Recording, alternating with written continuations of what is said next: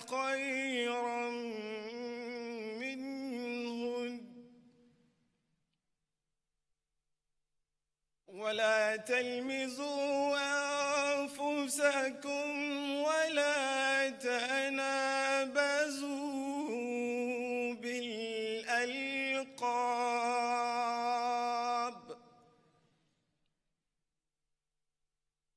بئس الاسم الفسوق بعد الإيمان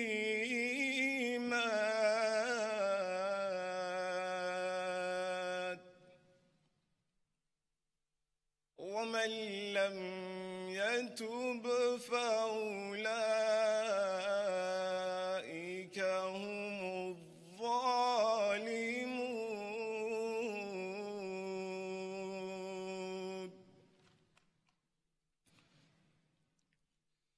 يا أيها الذين آمنوا اجتنبوا كثيرا من الظن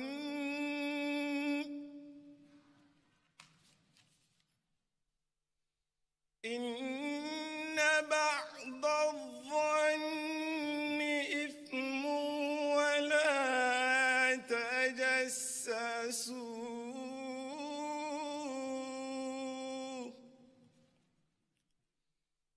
ولا تجسسوا ولا يغتب بعضكم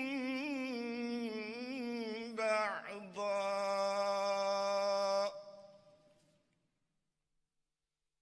أيحب أحدكم أن يأكل لحم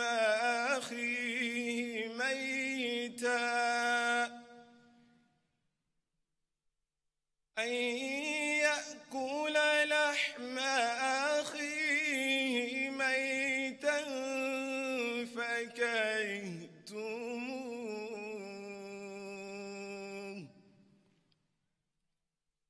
واتقوا الله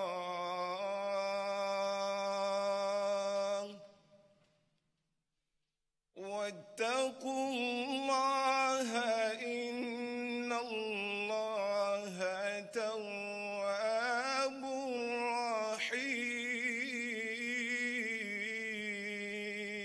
رحيم. يا أيها الناس إنا خلقناكم من ذكر وأنثى وجعلناكم شعوبا وقبائل لتعارفوا إن أكرمكم عند الله أتقاكم إن الله عليم خبير.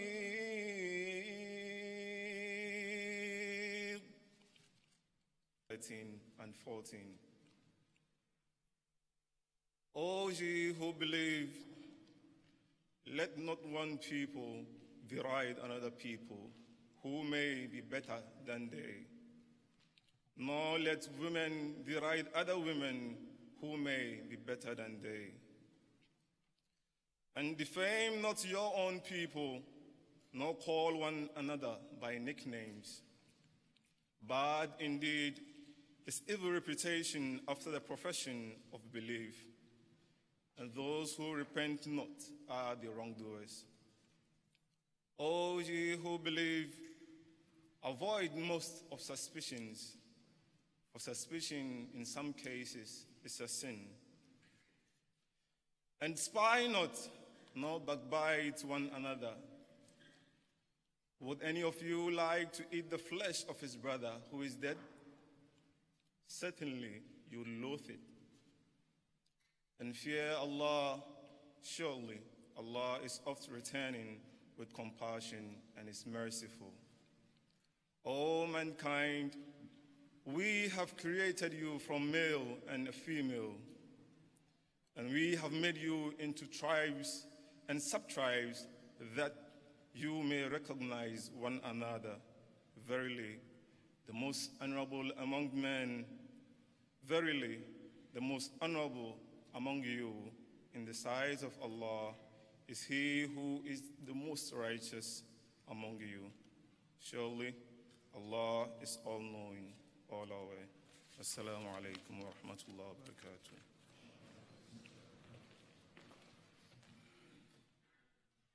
Thank you very much, Hafiz Said Andam from Jamia Ahmadiyya International. I have the honor to introduce a few of our guests. Indeed, everyone here is a special guest, and take it that you have been duly introduced as special guests for this occasion. However, permit me to introduce those on the high table. To my immediate right is Nana Professor K.B. Asante. He is an eminent statesman and a traditional ruler, the chief of Asokore in Asante. Nana, you are welcome. To his immediate right is His Excellency Sahnun Mukhtar. He's a Council of State member. Immediately following him is Baba F. Trawali, who is the Amir of the Ahmadiyya Muslim community in the Gambia.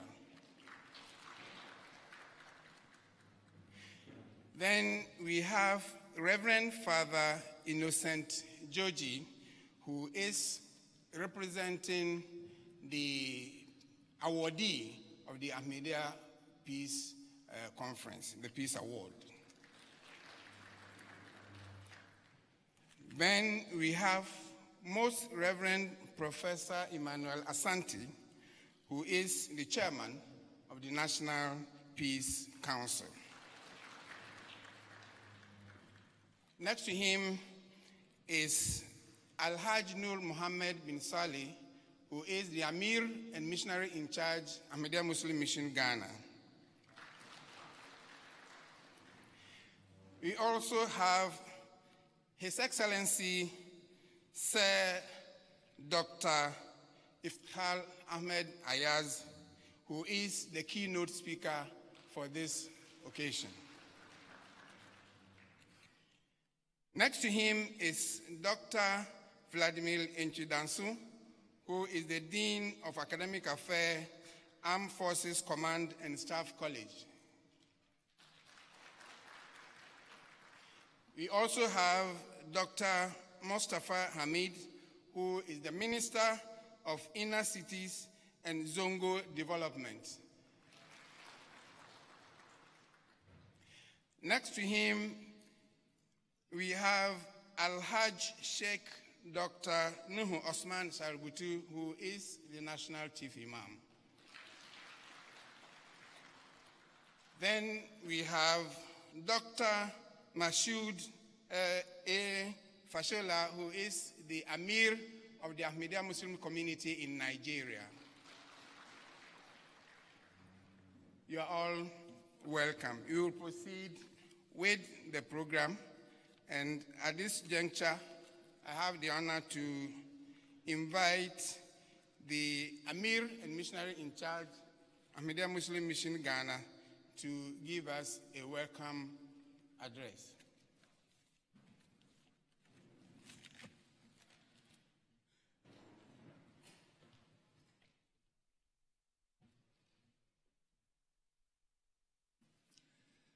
أعوذ بالله من الشيطان الرجيم بسم الله الرحمن الرحيم.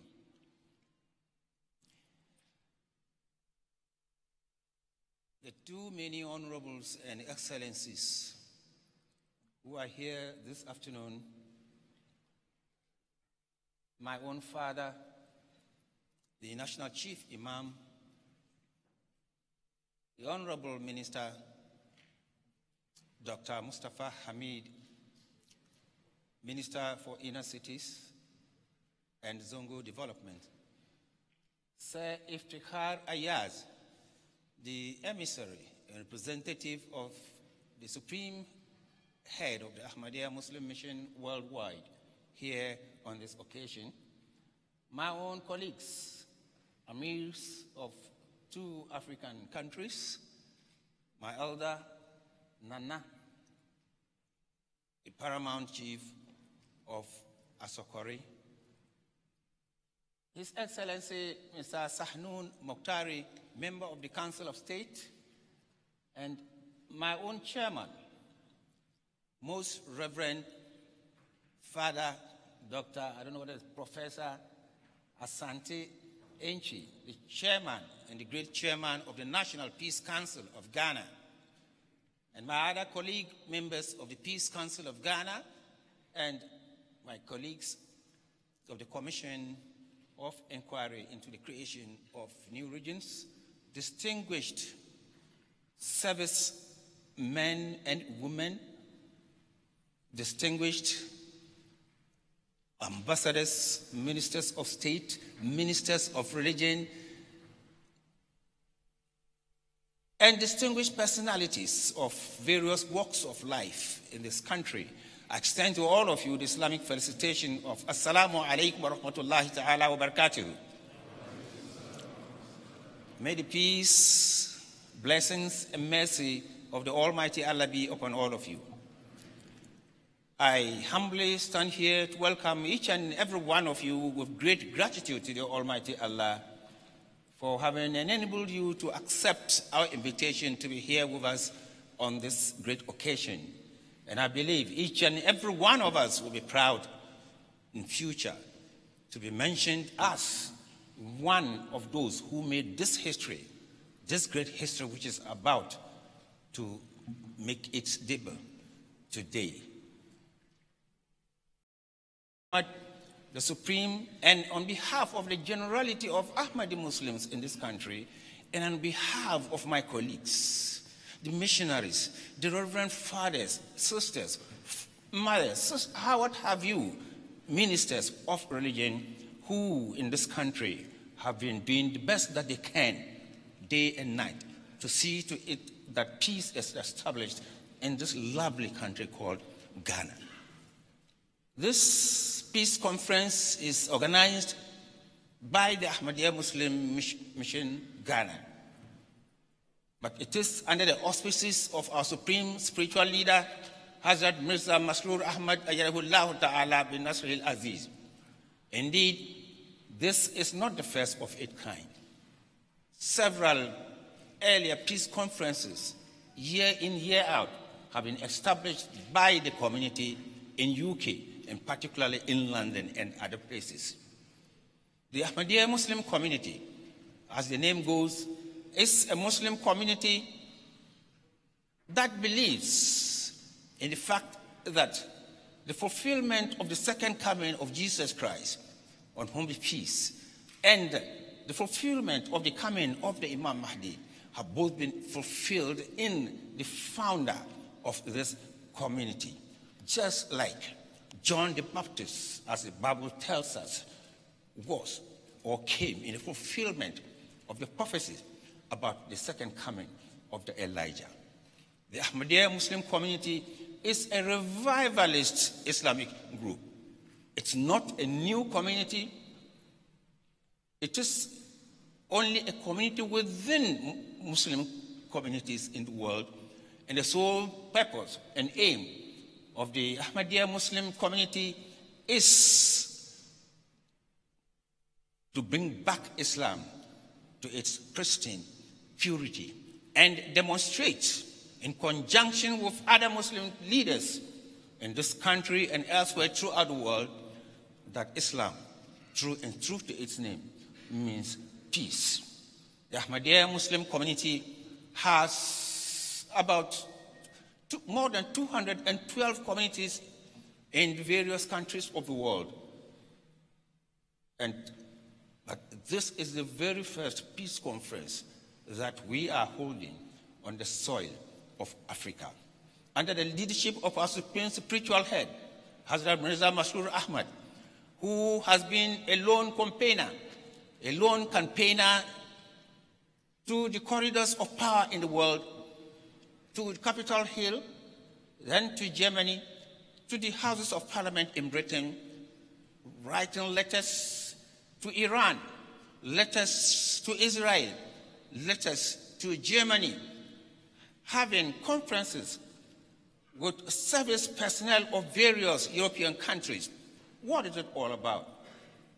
Which is all about to see to the establishment of lasting peace in the world, because it has been his belief that no single individual or group of individuals can bring about peace in this world, particularly the extent to which we have gone in creating animosities and divisions among all of us. He believes strongly that it is in concert, that it is the coming together of all the powerful men and women of this country to a round table conference to talk peace that will see the lasting establishment of peace in the world. On this note, I want to welcome you once more to this epoch-making peace conference, and I'm proud to be part of it, and I'm proud to have been given the opportunity to welcome each and every one of you here. I thank you from the bottom of my heart, and may God bless each and every one of you. Thank you very much.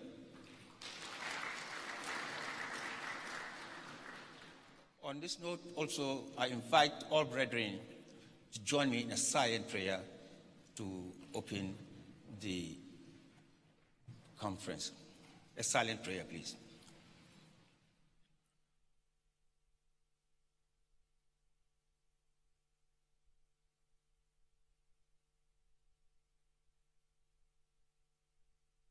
Amen. Assalamu alaikum wa rahmatullahi ta'ala wa barakatuh.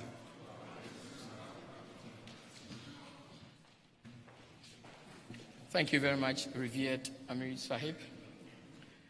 We now continue our proceedings, and we have a very short video about the Ahmadiyya Muslim community and then the Khalifa of the Ahmadiyya Muslim community.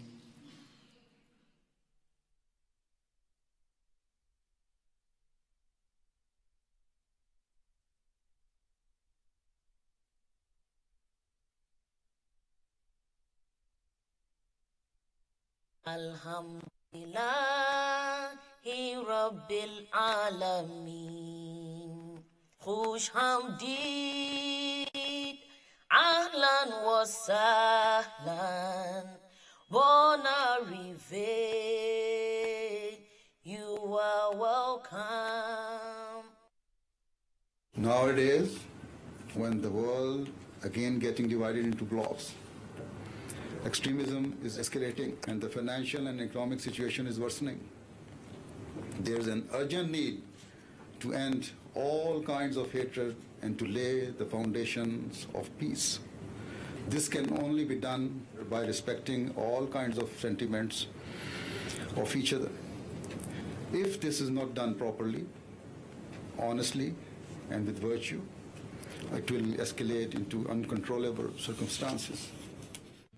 You understand at a profound level that promoting religious freedom is an essential building block for peace and stability here and throughout the world.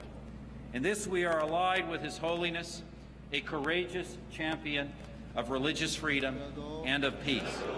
Allah ilaha illallah wahdahu la sharika lahu. The most dynamic international community within Islam. The community was established by Hazrat Mirza Ghulam Ahmad in Qadian, a small and remote village in India. He claimed to be the expected reformer of the latter days, the one awaited by all major world religions. Founded in 1889, the community has continued to spread throughout the world, flourishing under caliphate, the system of spiritual leadership established after the demise of the holy founder. The current successor of this movement, Hazrat Mirza Masroor Ahmad, continues the work of the holy founder to revive the spiritual and moral state of mankind. The movement embodies the benevolent message of Islam in its pristine purity, a movement that preaches peace, universal brotherhood, and submission to the will of God. The promised Messiah was sent to propagate the real and true teachings of Islam and the Holy Quran. He was sent to establish a bond between man and God Almighty. He was sent to identify and recognize the rights owed by man to one another. He was sent to end all forms of religious warfare. He was sent to establish the respect, dignity, and honor of every founder and every prophet of any religion. He was sent to draw attention towards attaining the highest standards of moral values. And he was sent to establish peace, love, compassion, and brotherhood throughout the world. वो शख्स नहीं, वो मेरा दिल है. His Holiness Hazrat Mirza Masroor Ahmed, the present head of the community, continues in his effort to unite people from all faiths and cultures by promoting interfaith dialogue and religious freedom. He has traveled extensively to spread the message of peace and to remind everyone to respect the rights of other human beings.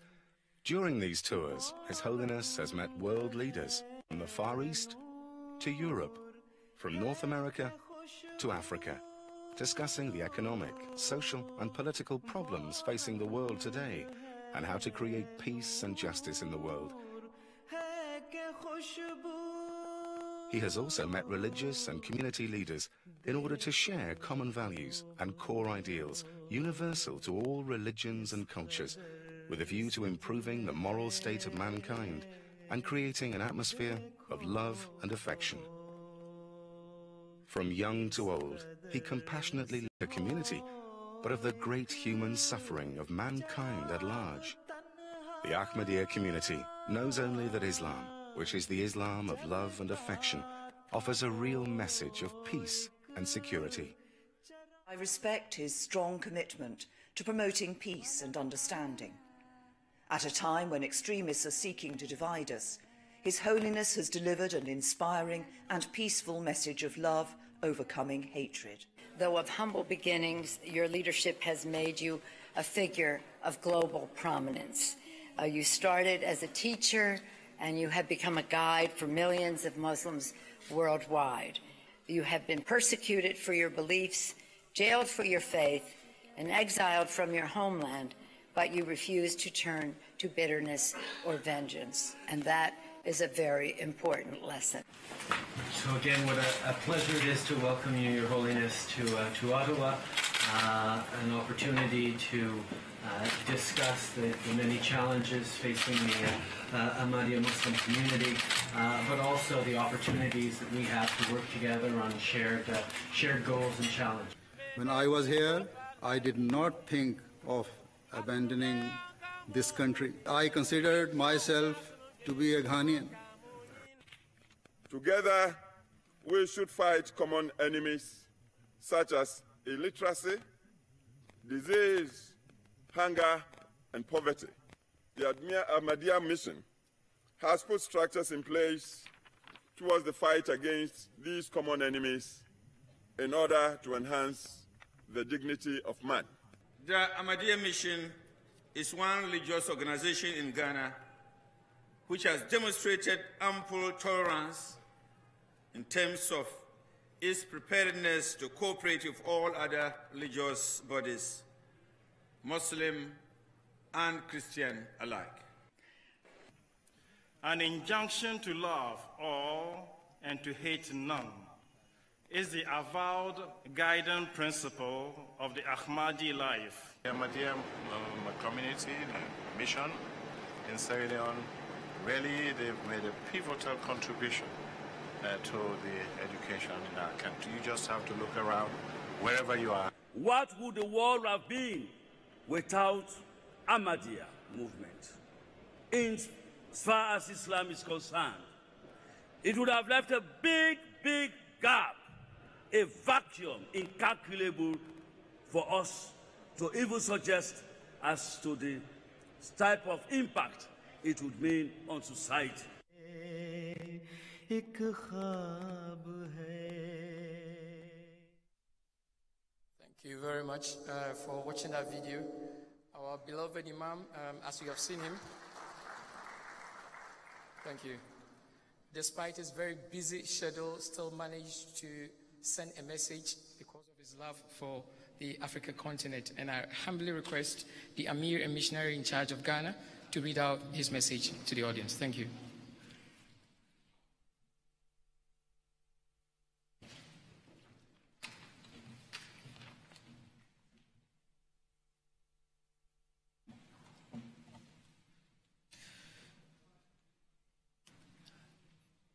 A message to Ahmadiyya Muslim Peace Conference in Ghana. Distinguished guests, Assalamu alaikum wa rahmatullahi wa barakatuh. May peace and blessings of Allah be upon you.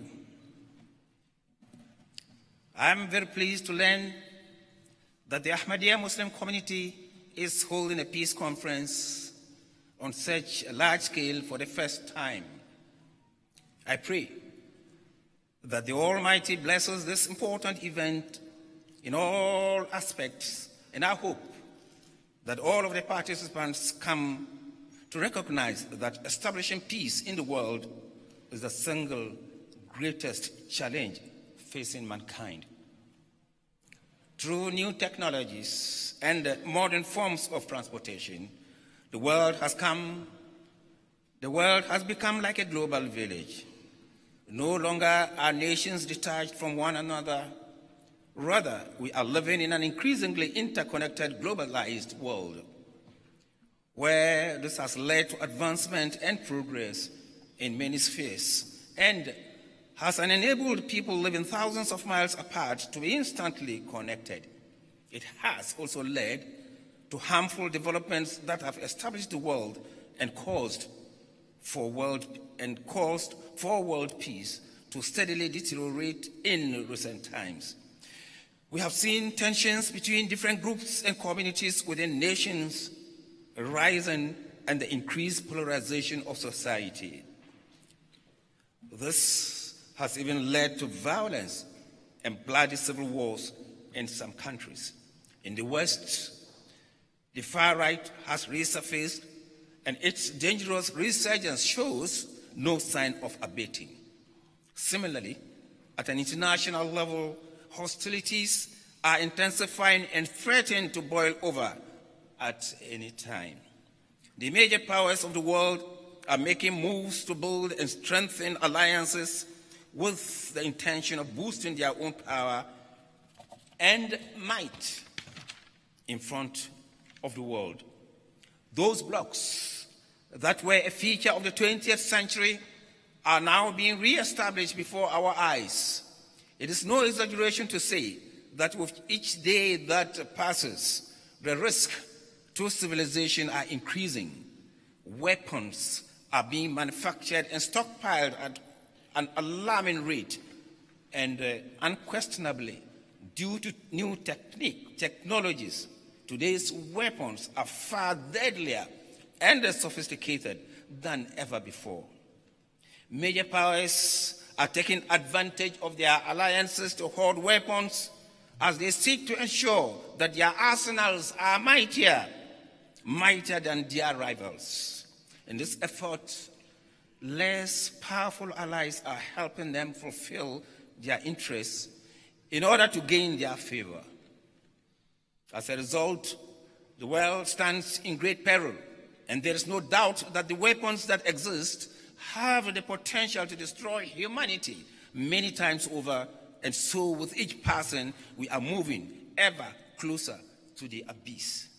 Moreover, the collateral damage that is seen in war-torn countries is causing death and misery beyond comprehension, and is a grave stain on humanity. The infrastructure in those nations where airstrikes and heavy bombardment have occurred has been destroyed.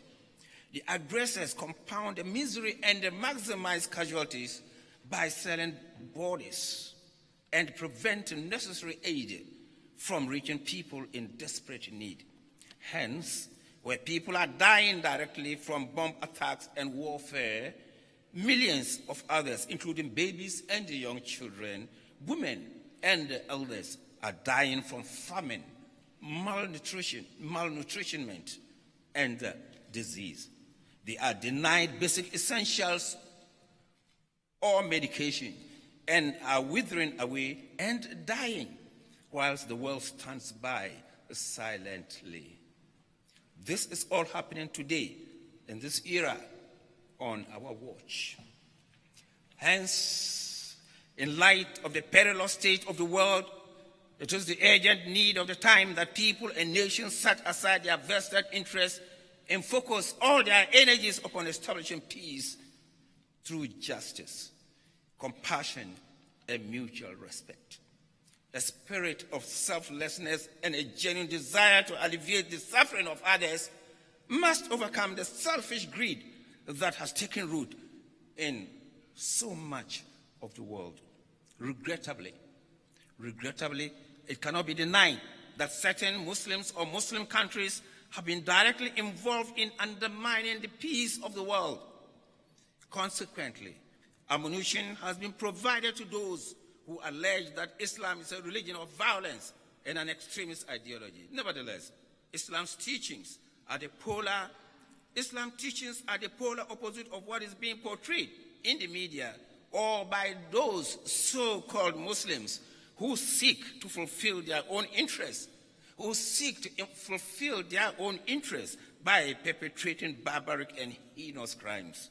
The truth is that Islam teaches kindness, compassion, justice, and fulfilling the needs of all members of society, irrespective of creed, caste, or color. It condemns and prohibits all forms of terrorism, extremism, or violence. The very first words of the Holy Quran are, "In the name of Allah, the most gracious, ever merciful." And thereafter it stated that Allah, the Almighty, is the Lord of all the worlds, meaning He is the sustainer and provider for all mankind. He provides and nourishes Christians, Jews, Hindus, Sikhs, pagans, and the people of all beliefs. Allah, the Almighty, provides for and sustains even those who even deny His existence. Furthermore, the Holy Quran has declared the Holy Prophet Muhammad ﷺ to be a source of mercy and compassion for all of mankind. Thus, when Allah Almighty is the provider for all people, of all races and of all beliefs, and the Prophet of Islam, peace and blessings be upon him, was sent as a fountain of mercy and love for humanity, it is inconceivable that Islam's teachings are merciless, extreme, and bloodthirsty. Those who allege that Islam promotes violence or extremism are entirely wrong and misguided. Those who allege that Islam promotes violence or extremism are entirely wrong and misguided. The Holy Quran has categorically declared that any form of compulsion in faith or belief is not permitted and is opposed to everything that Islam stands for. Belief is solely a matter of the heart. Any wars fought by the Muslims in the time of the Holy Prophet, peace and blessings of Allah be upon him, were purely defensive wars fought as a final and last resort after all other means to stop the cruelties of the oppressors had been tried. Even then, the Holy Quran and the Holy Prophet, peace and blessings of Allah be upon him, imposed extremely strict rules of engagement on the Muslims. For example, the Holy Quran instructed that during warfare, if at any point the aggressor made any moves towards peace or reconciliation, it ought to be accepted. No opportunity for peace no matter how remote, was ever to be spurned.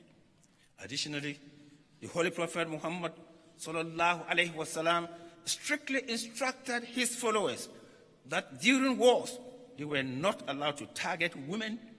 They were not allowed to target women or children or the elderly or the infirm. They were not allowed to attack places of worship or religious figures such as priests or rabbis.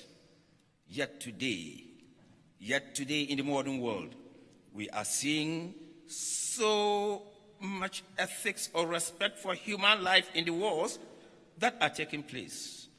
As mentioned, children, women, and other vulnerable people are routinely targeted, and the levels of cruelty and brutality are beyond the imagination.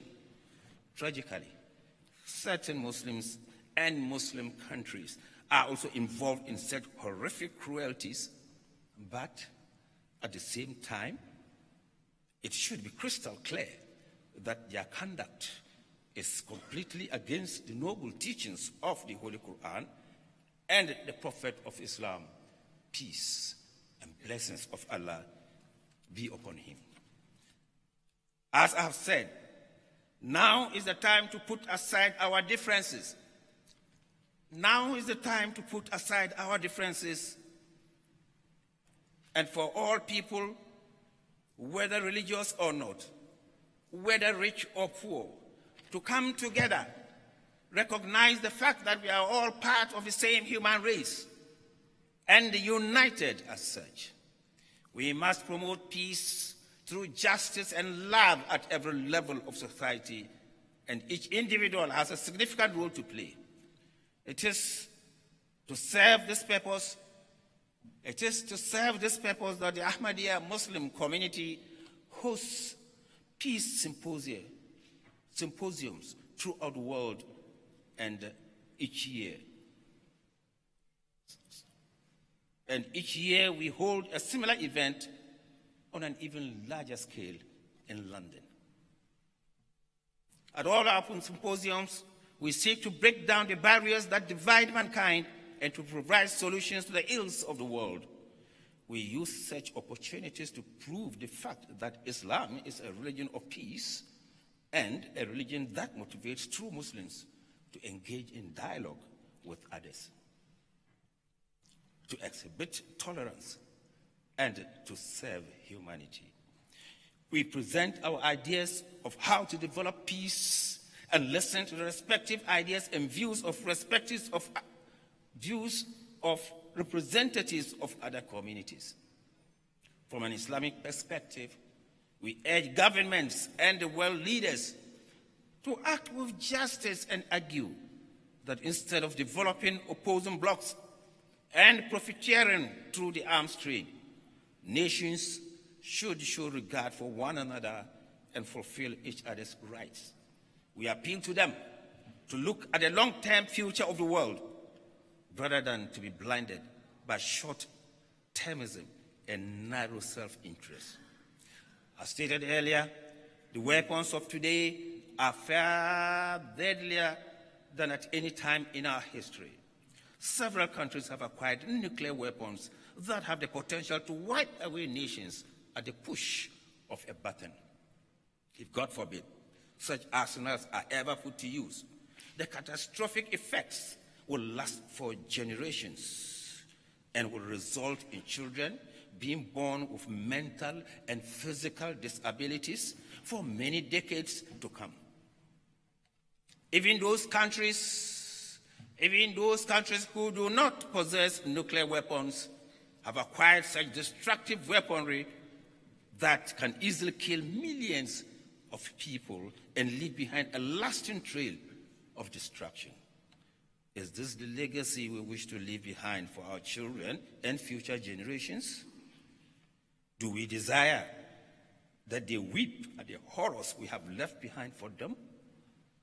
Is it our hope that, instead of remembering us with love and respect, they look back at us with hate and contempt?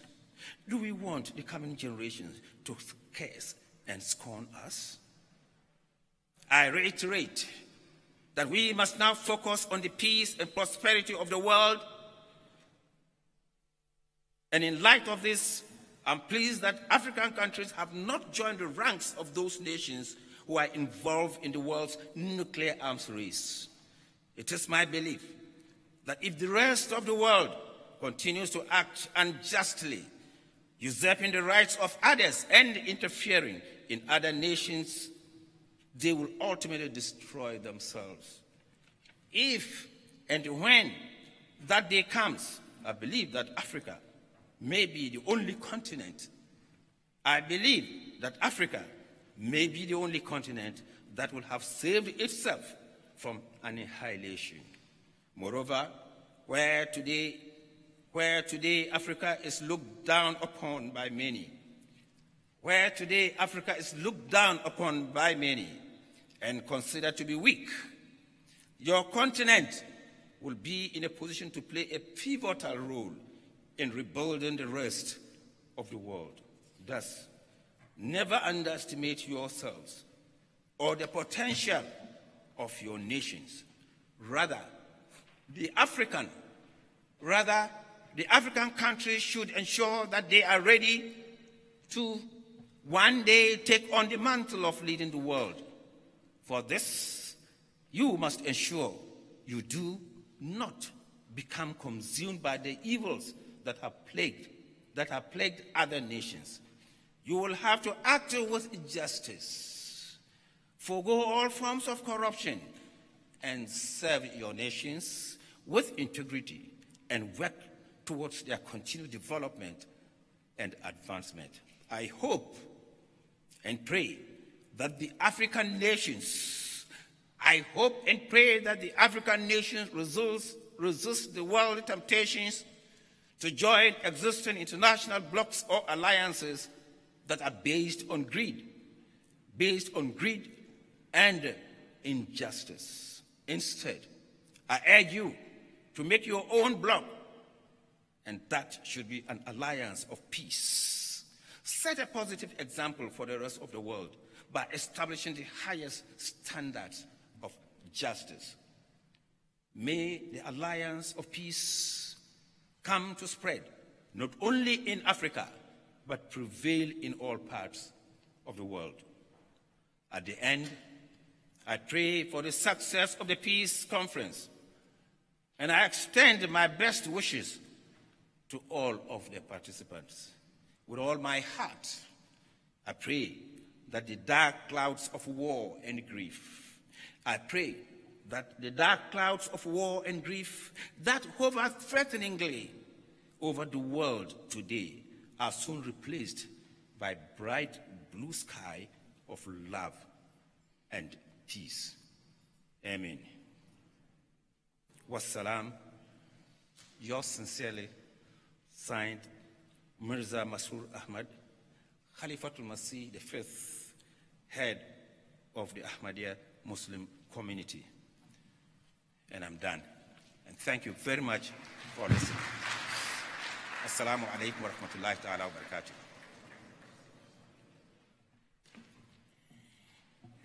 And with that very insightful speech from our beloved spiritual leader, we are now ready to take brief statements from some of our guests. And we shall begin with the Most Reverend Professor Emmanuel Asante. Most Reverend Professor Emmanuel Asante is the chairman of the National Peace Council of Ghana and also the former presiding bishop of the Methodist Church, Ghana. Most Reverend Professor Emmanuel Asante is an ardent advocate for peace.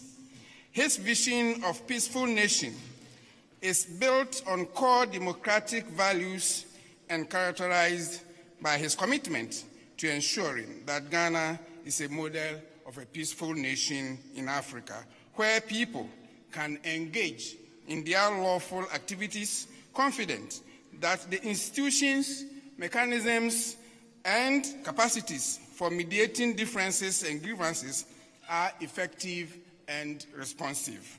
Most Reverend Professor Emmanuel Asante has articulated his vision of peace for Ghana on different platforms in Ghana and international circles. He is an ardent advocate of social justice, inclusiveness, tolerance, dialogue, and consensus building. I have the honor to invite Most Reverend Professor Emmanuel Asante to give us a statement.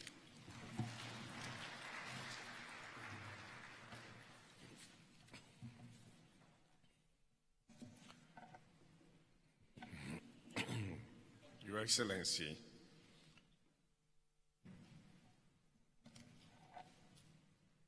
Honorable Minister,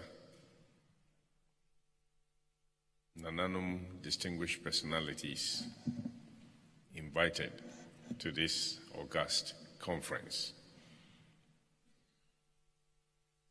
ladies and gentlemen, I would like to express my profound appreciation to the leadership and the entire membership of the Ahmadiyya Muslim community in Ghana and international communities for inviting me, in particular in the National Peace Council Governing Board as a whole, to be part of this important conference.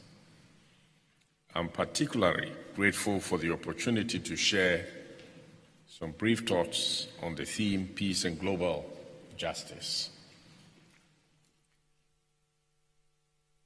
The quest for peace is essential for any human development. It is indeed the bedrock for social cohesion, inclusiveness, and tolerance, which are required for the total well-being of humankind. Peacefulness, however, cannot be attained in a vacuum. It must be built on the solid foundation of justice, here understood as fidelity to the demands of human relationship. Justice finds concrete expression in the maintenance of human rights and respect for human dignity. It is for this reason that I personally think that the theme of this conference is not only appropriate, but timely.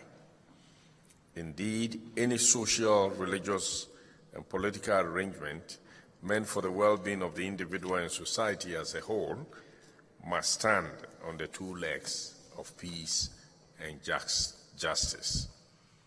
The nexus between peace and justice makes it imperative for all, especially religious organizations, not to placate themselves, not to placate individuals who have suffered injustice with the expression "Former Nyame, leave it to God," associated with Ghanaians. We should insist that justice must not only seem to be done, but actually done for all category of persons: Muslims, Christians, traditional believers, literates, illiterates, children, women, and the physically and mentally disabled, whose human rights have been infringed on. The point is, where injustice prevails, peace is non-existent. Injustice prevails where government and their representatives do not ensure equity in the distribution of the proverbial national cake and development. But it also prevails where perpetrators of human rights abuse are left unpunished for their wrongdoing because of their socio-political connection. The failure of the state to punish perpetrators of human rights abuses breeds the culture of impunity and creates space for violence, which has the potential to affect the peacefulness of any country. In the 2018 Global Peace Index, the Sydney-based Institute for Economics and Peace assessed 163 independent states and territories across the world with the following key findings. 1, the average level of global peacefulness has declined for the 4th consecutive year, falling by 0.27% in 2017. The Middle East and North Africa, the MENA region, remain the world's least peaceful region. 4 of the 10 least peaceful countries in the world are located in that part of the world. The irony is that the MENA region happens to be the cradle of the great religions of the world. A very significant question we need to raise concerns the role religion plays in the peace and development of the nations. It is a fact that we have freedom of religious expression. It is also a fact that secularization has not led to the disappearance of religion. Religion still has great socio-political influence. Religion is still growing in leaps and bounds, especially in 2/3 of the world. Religion, in that sense, bears a great responsibility for peace, cohesion, and development of our societies. One says this because all religions are theoretically committed to peace and aims at the development of the human and his or her community. Rana Etishan Rabbani observes in his musings on pathways to peace as follows: none of the religions in the world has preached the teachings of hating a human being. One who detests another man due to his religion, sect, race, region, and profession, or for other reasons, is included in those who negate even their own religion. All religions propagate the message of peace, tranquility, and love with each other. Yet, all too often, it appears that religion has the tendency to exacerbate conflict instead of helping to resolve it and promote the peace and reconciliation that ostensibly seem to be religious avowed aspiration. Religion's avowed aspiration. One must admit that in most cases, the so-called religious conflicts are hardly religious-driven. It is the case that people have exploited religion for their ethnic, political, nationalist, and territorial conflicts. This, however, still begs the question as to why religion is so malleable to exploitation for violent ends. What is it in religion that makes it susceptible to be exploited for violent purposes? A strong tendency, it has been said, to display hostility toward different religious positions is connected with a strong tendency towards xenophobia and ethnocentrism. In respect of peace, I would like to adopt the Wikipedia's definition as a working definition for what I'm saying. A state of harmony characterized by the lack of violent conflict, behavior, and the freedom from fear of violence. Commonly understood as the absence of hostility, peace also suggests the existence of healthy or newly healed interpersonal relationship, prosperity in matters of social or economic welfare, and establishment of equality, and a working political order that serves the true interests of all. At the heart of peace, so understood, is justice, which in this context is fidelity to the demands of relationships, or that which defines and informs harmonious relationship. It is important for us to understand that peace is hardly the absence of conflict. Indeed, understood as a situation of incompatibility in which the parties are aware of the incompatibility of potential future positions and in which each party wishes to occupy a position that is incompatible with the wishes of the other, conflicts become unavoidable and sometimes necessary byproduct of the dynamics of any society. Conflict so defined clearly indicates that peace bespeaks the management of conflict to the extent that it does not develop into violent clash. Violent conflict, which is the absence of peace, presupposes failure in the management of the inevitable conflict in a pluralistic society.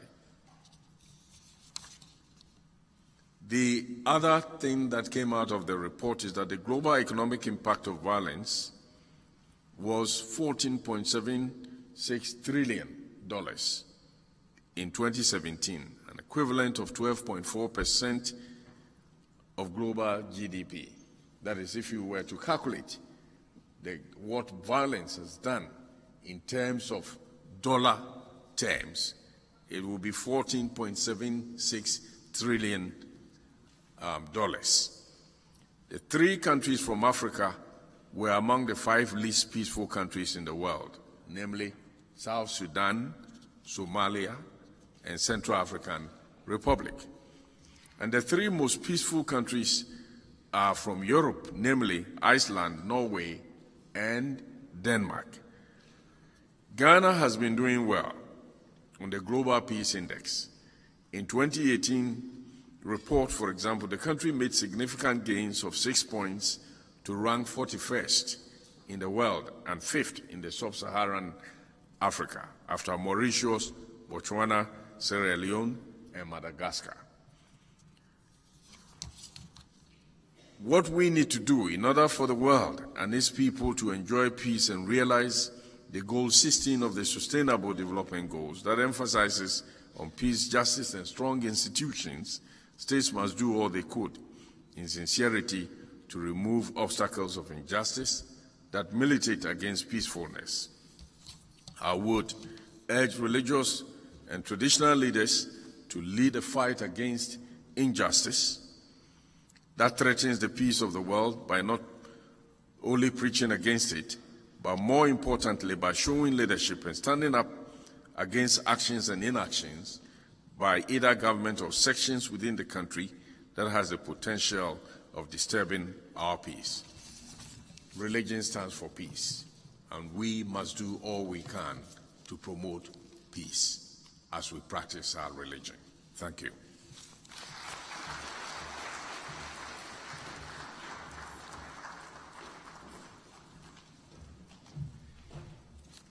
Thank you very much, Most Reverend Professor Emmanuel Asante. We would now call Dr. Vladimir Nchidanso, who is a highly experienced researcher and a consultant to many international organizations in the fields of regional economic cooperations and integration, as well as international finance and trade. He has authored several conference papers, monographs, and articles in scholarly journals. He was for many years a lecturer at the Legon Center for International Affairs and Diplomacy, where he taught graduate courses in regional integration, trade, and international finance. He has recently been appointed the Dean of Academic Affairs at the Ghana Armed Forces Command and Staff College, where he teaches graduate courses on terrorism and counter-terrorism. Dr. Nchidanso has also served, or still serves, as a resource person for courses on regional integration. We are grateful to have him here, and I respectfully invite Dr. Nchidanso to give us a statement.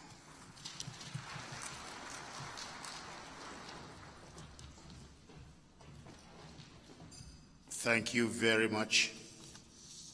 I think I would like to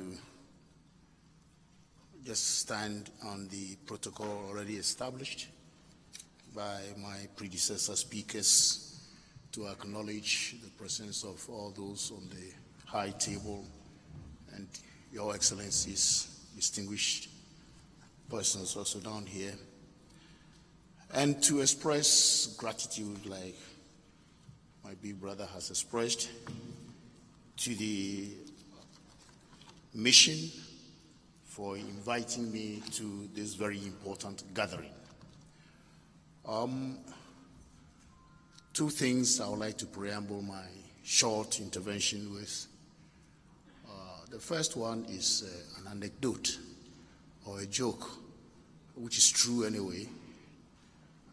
When we were in the training college, I have no classmate in any secondary school. I went to the teacher training college. We had a young man, an Ahmadi young student, who always would do everything possible to attend the Ahmadi conferences. That was a local conference, and he would do everything, tell whatever lies it would take for him to get a visa to attend. Now, when he returns, we teased him and we asked him, what the hell is there in the conference? And he shared very good jokes. He would say, it is at the conference that the angels of God come to make choices, pick the people for heaven. So young as I was, I took it serious. I thought at every conference, the angels of God come around. So maybe I'm blessed today to be at this conference. Who knows? One angel may pick me. The second is, normally I'm not comfortable when I'm introduced and the audience is told I teach terrorism. I was introduced in Canada, Queensland University. You know, what the white man fears is the word terrorism. And I'm introduced as a professor. You know, when you say professor of a certain discipline. So as I was introduced as a professor of terrorism, I could sense the feeling of the audience. So I had to debunk that and let them know in the preamble that I teach something about terrorists and terrorism. I don't teach terrorism. Thank you very much. You know, questions of peace, justice, stability, and progress are questions that are very difficult to unravel, especially where policy is concerned. The Most Reverend told us Ghana is doing well in the Peace Index. Yes, we are doing well. But the ingredients for chaos are always present when you are doing well.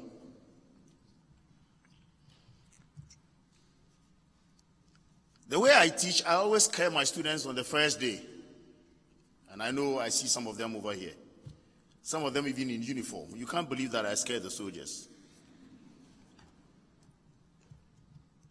And I do that to let you know that what is coming ahead is more difficult. So brace yourself for the wind.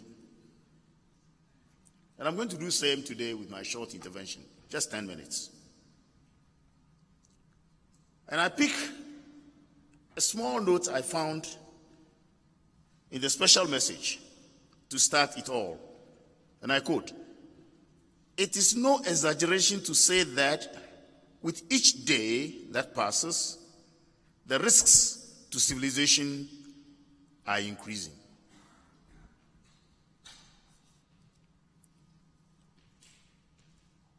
That's very true.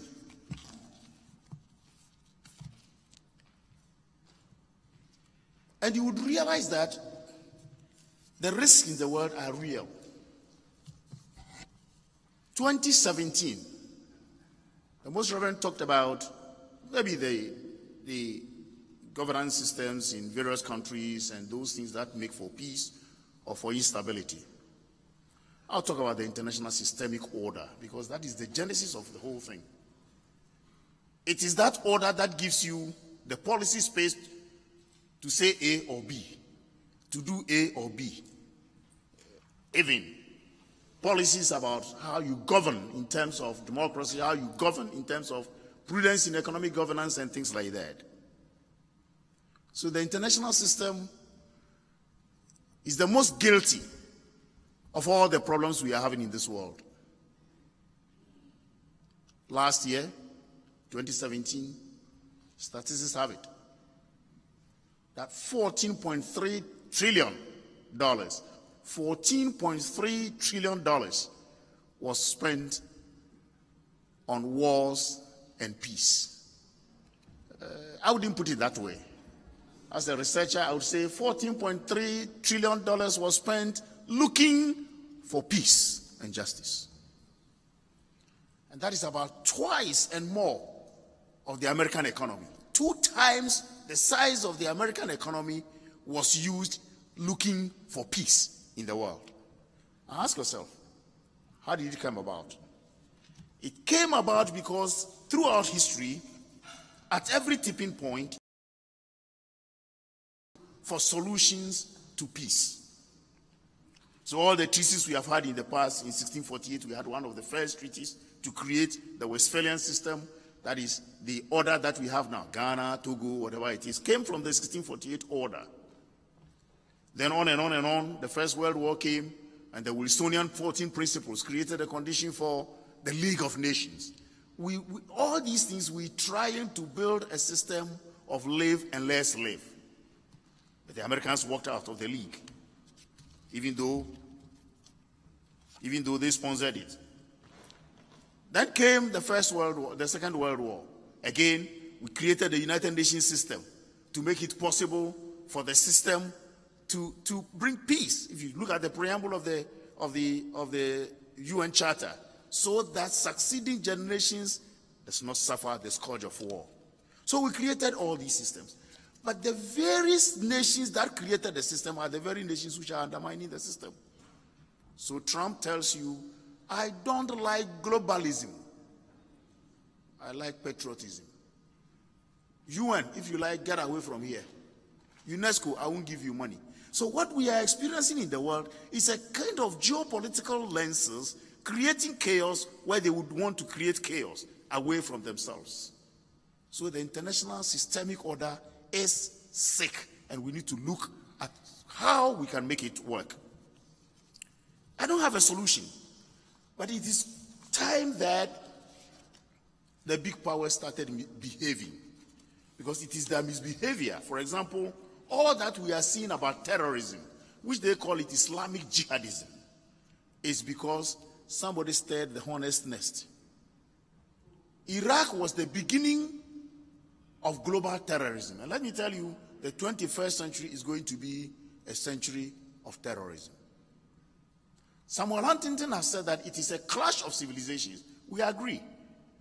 If you bring your system and you say, plant it, maybe I'm going to stir some nerves. For example, when Cameron told us that if you don't add gay laws into your whatever it is, we won't give you any loans or whatever. Excuse me, it doesn't make sense. What you're doing is that you are creating a certain clash of civilizations. So going to Iraq to so-called democratize Iraq, regime change, means that you are creating a vacuum, and it's in that vacuum that ISIS was born. So ISIS was a creation of America and the West, and we are all suffering from it.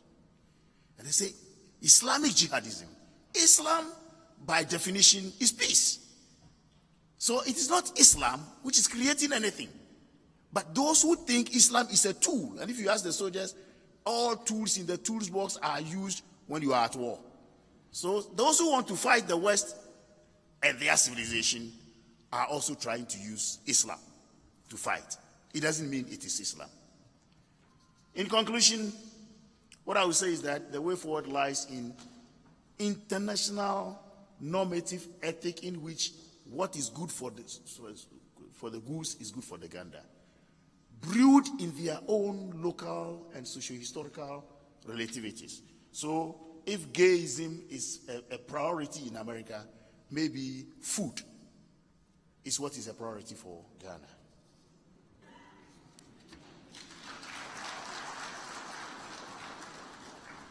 Then we should all now have to lay emphasis on human security, because in human security, if I have my food, my security is assured, I have schools, hospitals, housing, all those human needs, I'm assured in Ghana, 27-30 million.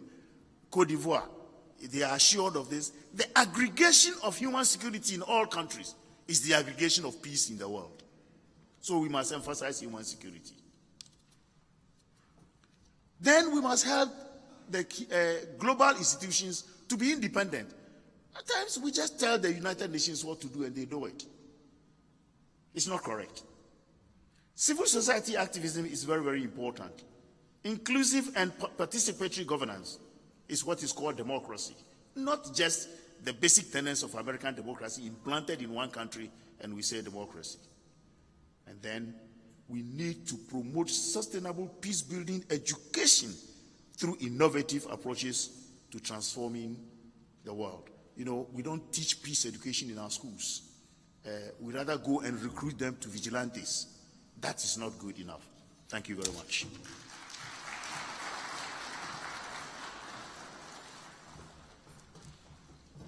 Thank you very much, Dr. Inchidanson, for your brief statement. We will now take Honorable Dr. Mustafa Abdul Hamid, who is the Minister for Inner Cities and Zongo Development. He's an Islamic scholar and a senior lecturer who, until his appointment as minister in 2017, taught in the Department of Religion and Human Values at the University of Cape Coast.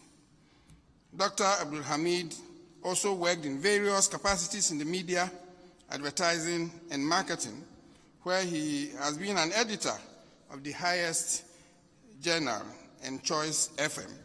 He was the strategy planning manager for Media Magic and Research System and client service manager at the Ghana Advertising and Marketing. He is an astute politician who served as the national youth leader of the New Patriotic Party from 2012 to 2005. Honorable Dr. Mustafa, we have the honor to invite you to give us a statement.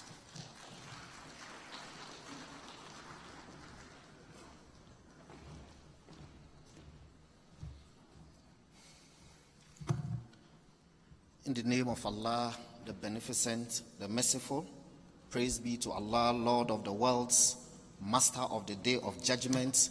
You alone we worship, you alone we ask for help.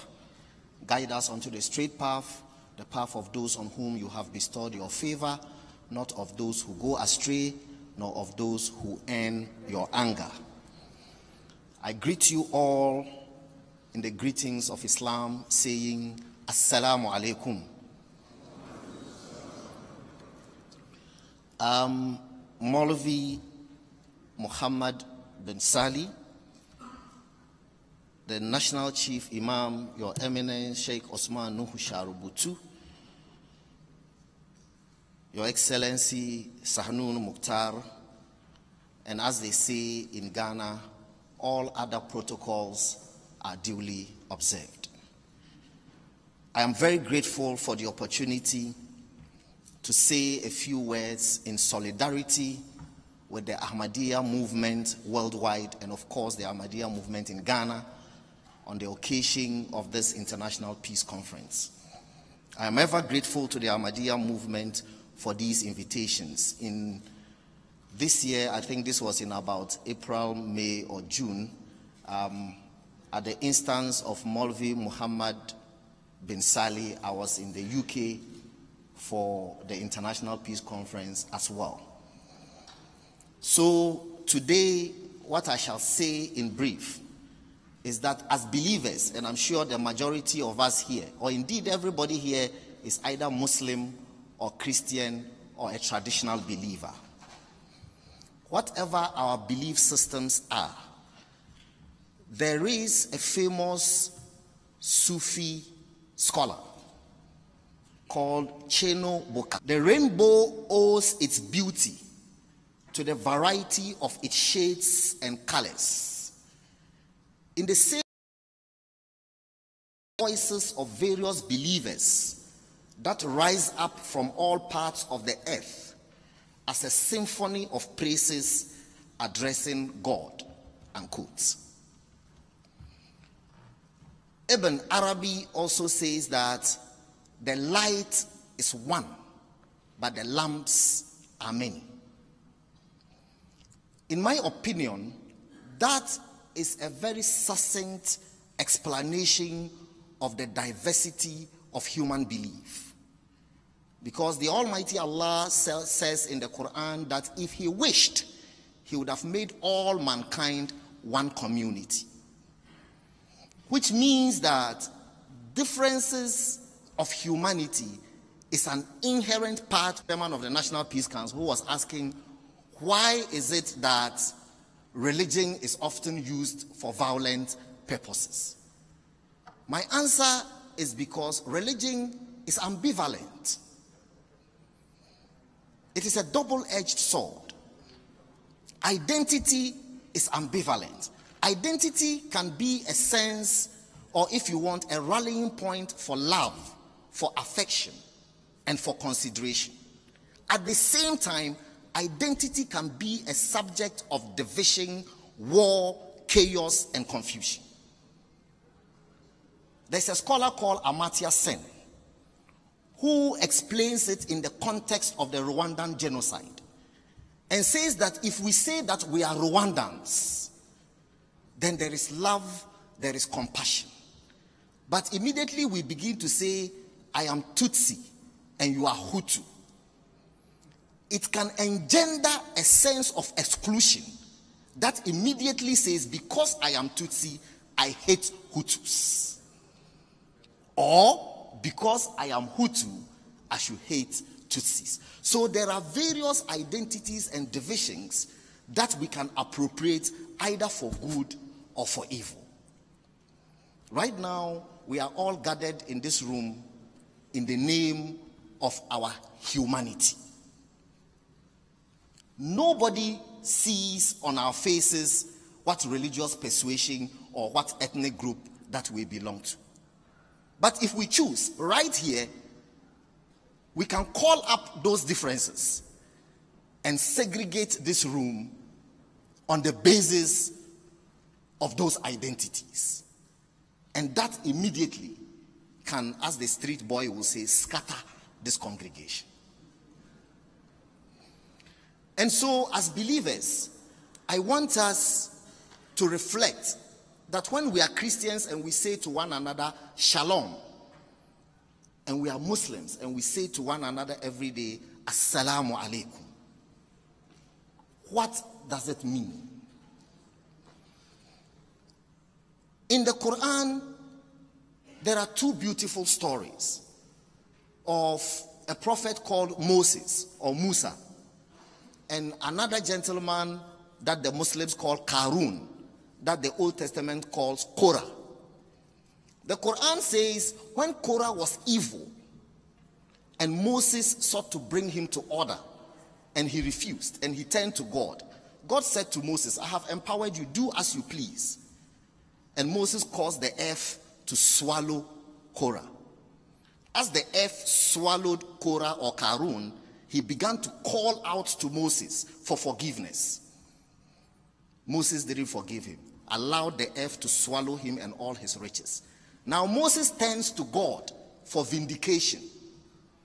Rather, God chastises Moses and says, Korah called to you 70 times for forgiveness. You failed to forgive him. If he had called me, Allah, once, I would have forgiven him. Once. So, what this tells us is that as humans, forgiveness is mandatory. The Christians say, forgive us as our trespasses as we forgive those who trespass against us. When Moses returned from the mountains, according to the Quran and the Bible, after 40 days of absence, and found the Israelites worshipping the calf, he chastised his brother Aaron, Harun, and said, why do you allow them to worship the calf? And he said, if I had forbidden them from worshipping the calf, I would have divided the ummah, because some would have listened to me and some would have refused. So I allowed them to worship the calf in unity. So we maintain the unity of the woman. Now tell them it is forbidden. They will leave it in unity. Ladies and gentlemen, Maulvi bin Sali, you see I mentioned Maulvi Wahab, may his soul rest in peace. This shows that, inshallah, he's in Al-Jannah, because we are talking peace, and his name comes up. I cannot go and sit down without saying something in my capacity as a minister of state, responsible for inner cities and Zongo development. And we know that inner cities are the places of social exclusion, of marginalization, of backwardness, and all of those things. As the Reverend said, peace is not merely the absence of war. Socio-economic prosperity is an indicator of peace. And therefore, we want to give our commitment to you as a government that we shall do everything in our part to bring about the social and economic transformation that is necessary for bringing about total peace and transformation of our country. Assalamu alaikum wa rahmatullahi ta'ala wa barakatuh.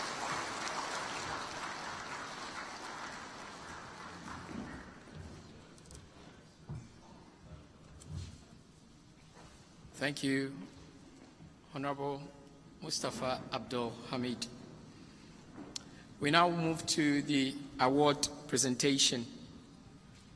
Islam focuses on securing peace in every sphere of human activity. It aims to promote education, respect and tolerance, improve social and interfaith harmony, support charitable causes, and serve humanity regardless of race, creed, and color. The Ahmadiyya Muslim community is dedicated to establish peace at all levels and to protect basic human rights of all.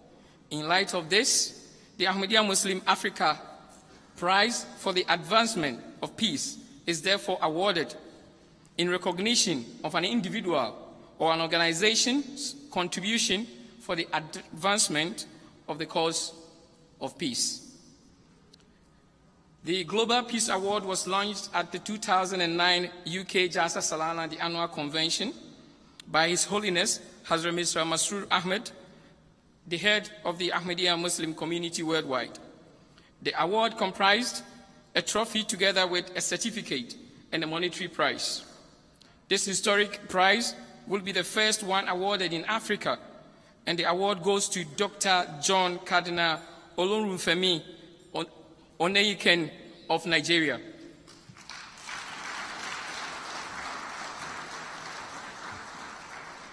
Dr. John Cardinal Olorunfemi Oneiken is a distinguished Nigerian priest of the Catholic Church, a peace negotiator, founder of the Cardinal Oneiken Foundation for Peace, an NGO in Nigeria. He holds a PhD degree in divinity and became the Archbishop of Abuja in 1994.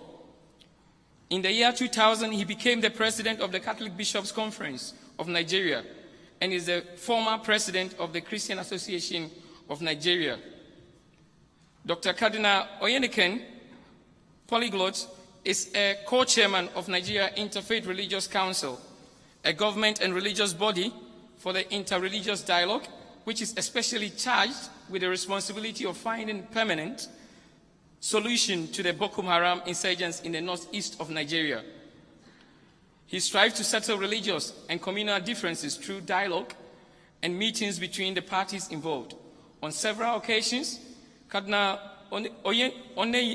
Oneiken, apologies for the pronunciation, has raised the issue with the Nigerian government to show more commitment in addressing issues of social justice in order to advance lasting peace in the country. Lately, Dr. Oneiken instituted a fellowship program on the interreligious dialogue where 36 fellows, including 16 Muslim leaders and youth, were trained in the art of conflict resolution. Doctor has been recognized for his work and received awards including Pax Christi International Peace Laureate in 2012 and a Peace Award from the Ahmadiyya Muslim Community Nigeria 2017. We will now show a short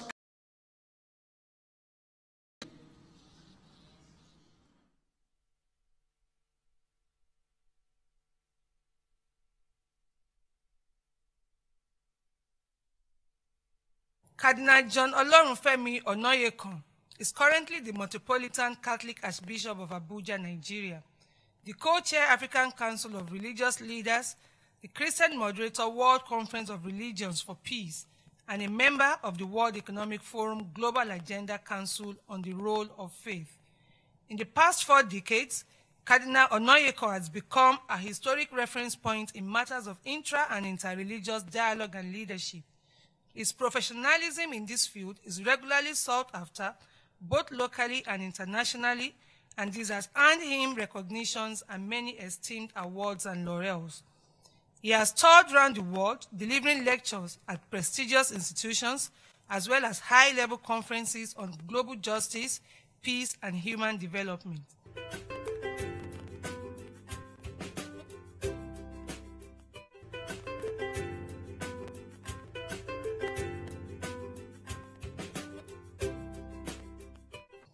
To keep the legacies of this peace lover alive, Cardinal Onoyekon Foundation for Peace was established in the year 2010.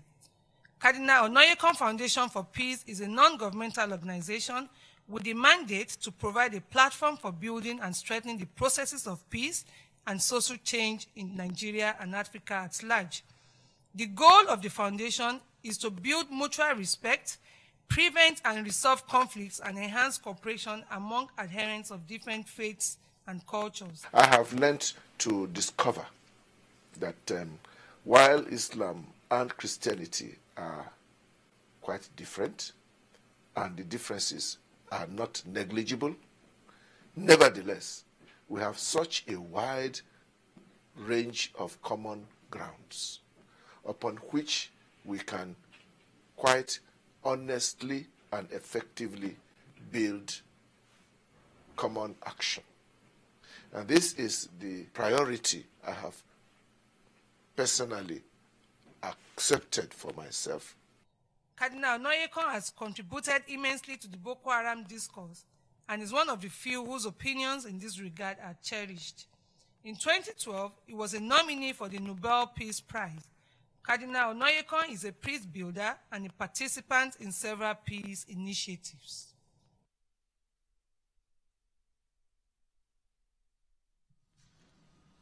Thank you for the short video.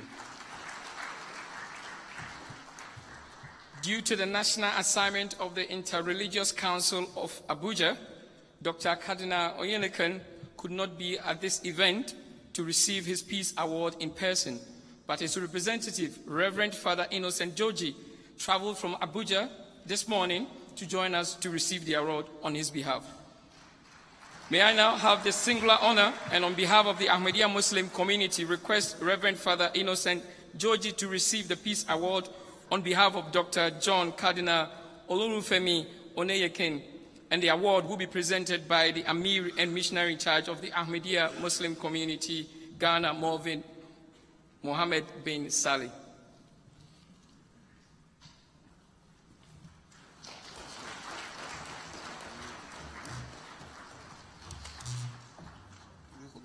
Yes, please. Make sure to come up. Yeah. Barakallah.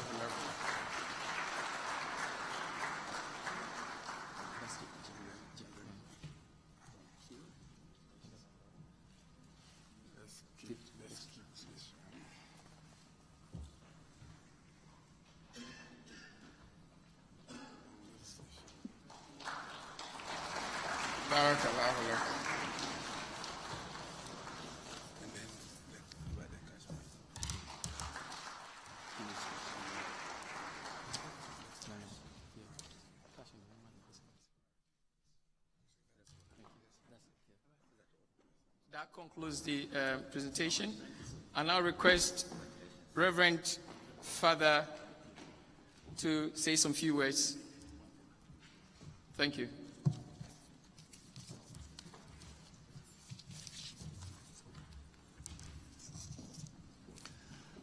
I'm very careful not to follow the protocol because they may give me yellow card and red card. So let me say that this is a distinguished assembly of lovers, promoters of peace worldwide. And we thank God for this honor done to our Chief Shepherd, His Eminence John Cardinal Onoyekon.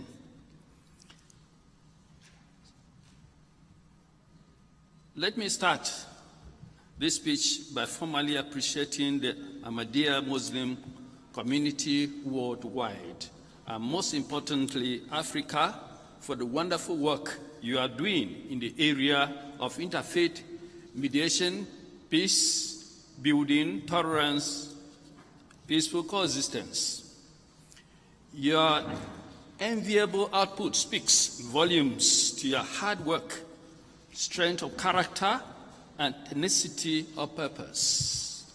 As it is well known today, our world is seriously challenged from all quarters: political and civil conflicts, communal conflicts, religious and ideological conflicts.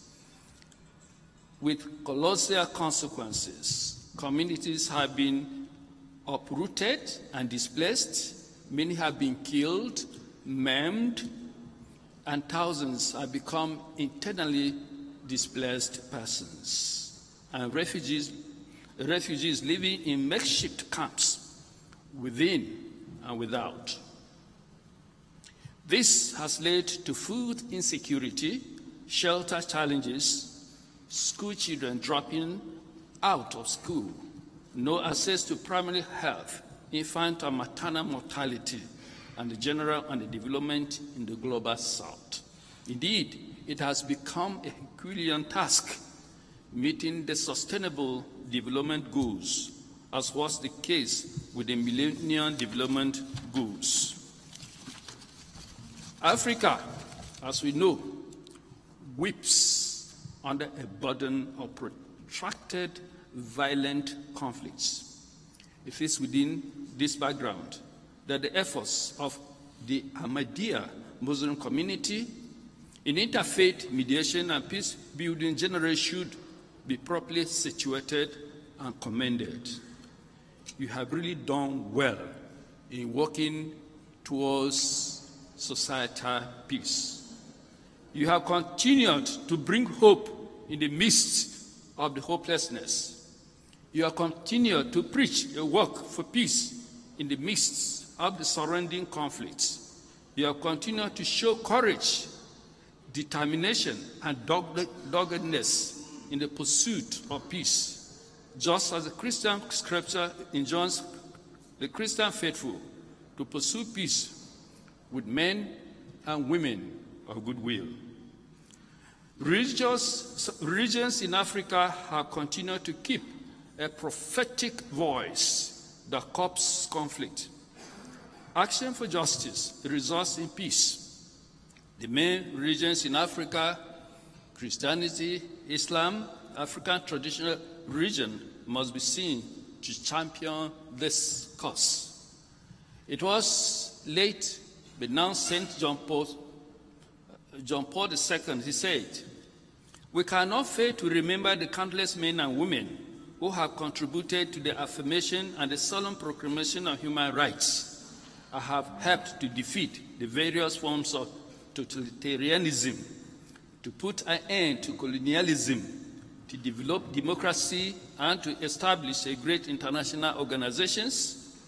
Those who built their lives on the value of nonviolence have given us a luminous and prophetic example, the example of integrity and loyalty, often to the point of martyrdom, has provided us with rich, splendid lessons. A major focus of interfaith is the promotion of interfaith cooperation to end religious-motivated violence and to create cultures of peace, justice, and healing. This rests on the respect of various religious traditions. I'm indeed grateful that the Ahmadiyya Muslim community is in furtherance of its work on peace will confer this award on my humble self in recognition for the humble contributions I have made alongside with the foundation to the issues of peace in Nigeria, in Africa, and beyond. It is an honor for which I am profoundly appreciative. For in the words of Cicero, gratitude is gratifying to realize that my work is being appreciated by a reputable organization like the Ahmadiyya. This is an impetus and drive to do more. The Lord will surely help us. Finally, we must realize that peace is a divine construction. Certainly, war is a human construction and it is unacceptable. The benefit of consolidation, the interfaith relationship is based on dialogue for peace and cannot be denied. This is necessary for religious leaders to pursue inter-religious initiatives so as to address the teething problems that work against peace. Inter-religious relations can lessen conflict that arises from both religious-related issues and the factors external to religion. We must say no to war in Africa and the world at large and embrace peace. Thank you, Ahmadiyya Muslim community, and thank you for this award given to His Eminence that I represent. I'm a teacher, a lecturer myself. I'm the director of Peace and Development. So when they started these exciting discussions, I wish it were at a different forum. But thank you. I brought you best wishes of His Eminence, the best good wishes of the good people of Nigeria, and thank you very much for this honor. God bless you.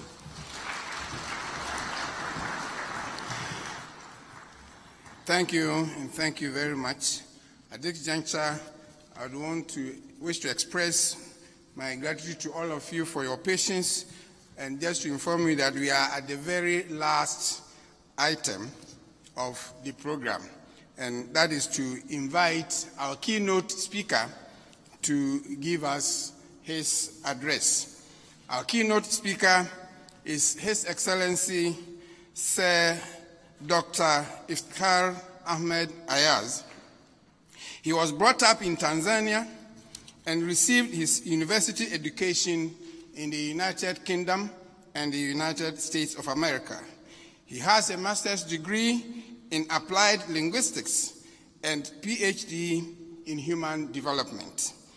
He has worked in senior positions with the University of Dar es Salaam in Tanzania, the Center for Integrated Rural Development for Africa, the Commonwealth Fund for Technical Cooperations. He has worked with UNDP and UNESCO. Our keynote speaker has been serving on the United Nations Human Rights Council Committee and Committee for the Rights of Minorities.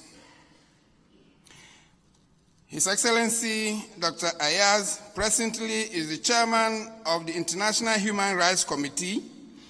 He's also the High Commissioner Designate for the Tuvalu Islands, and the director of the World Media Forum International, and then also is an ambassador of peace and a consultant for human development, poverty alleviation, and conflict resolution.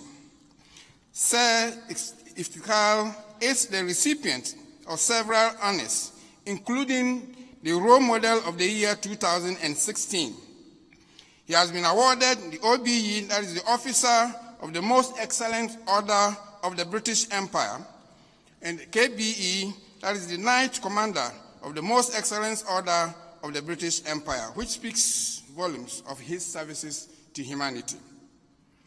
Sir Dr. Ahmed Ayaz is an eminent member of the worldwide Ahmadiyya Muslim community and has occupied various capacities and has been the national president of the community's branch in the United Kingdom. He is a prolific writer, having published several books. He has spoken on a number of high-profile peace symposiums in several countries of the world. I have the singular honor to invite His Excellency Sir Dr. Iftikhar Ahmed Ayaz to present his keynote address.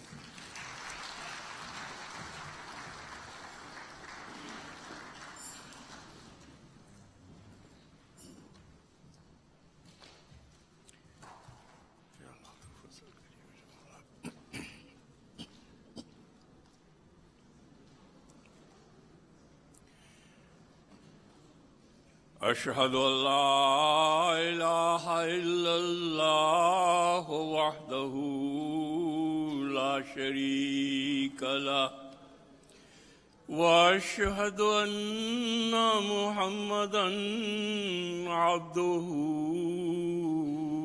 ورسوله أما بعد فأعوذ بالله من الشيطان الرجيم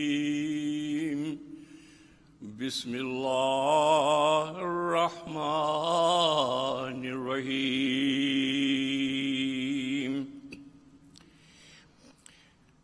The Arabic invocation that I have just recited is the testimony of my faith and belief, which is, I bear witness that there is no God but Allah.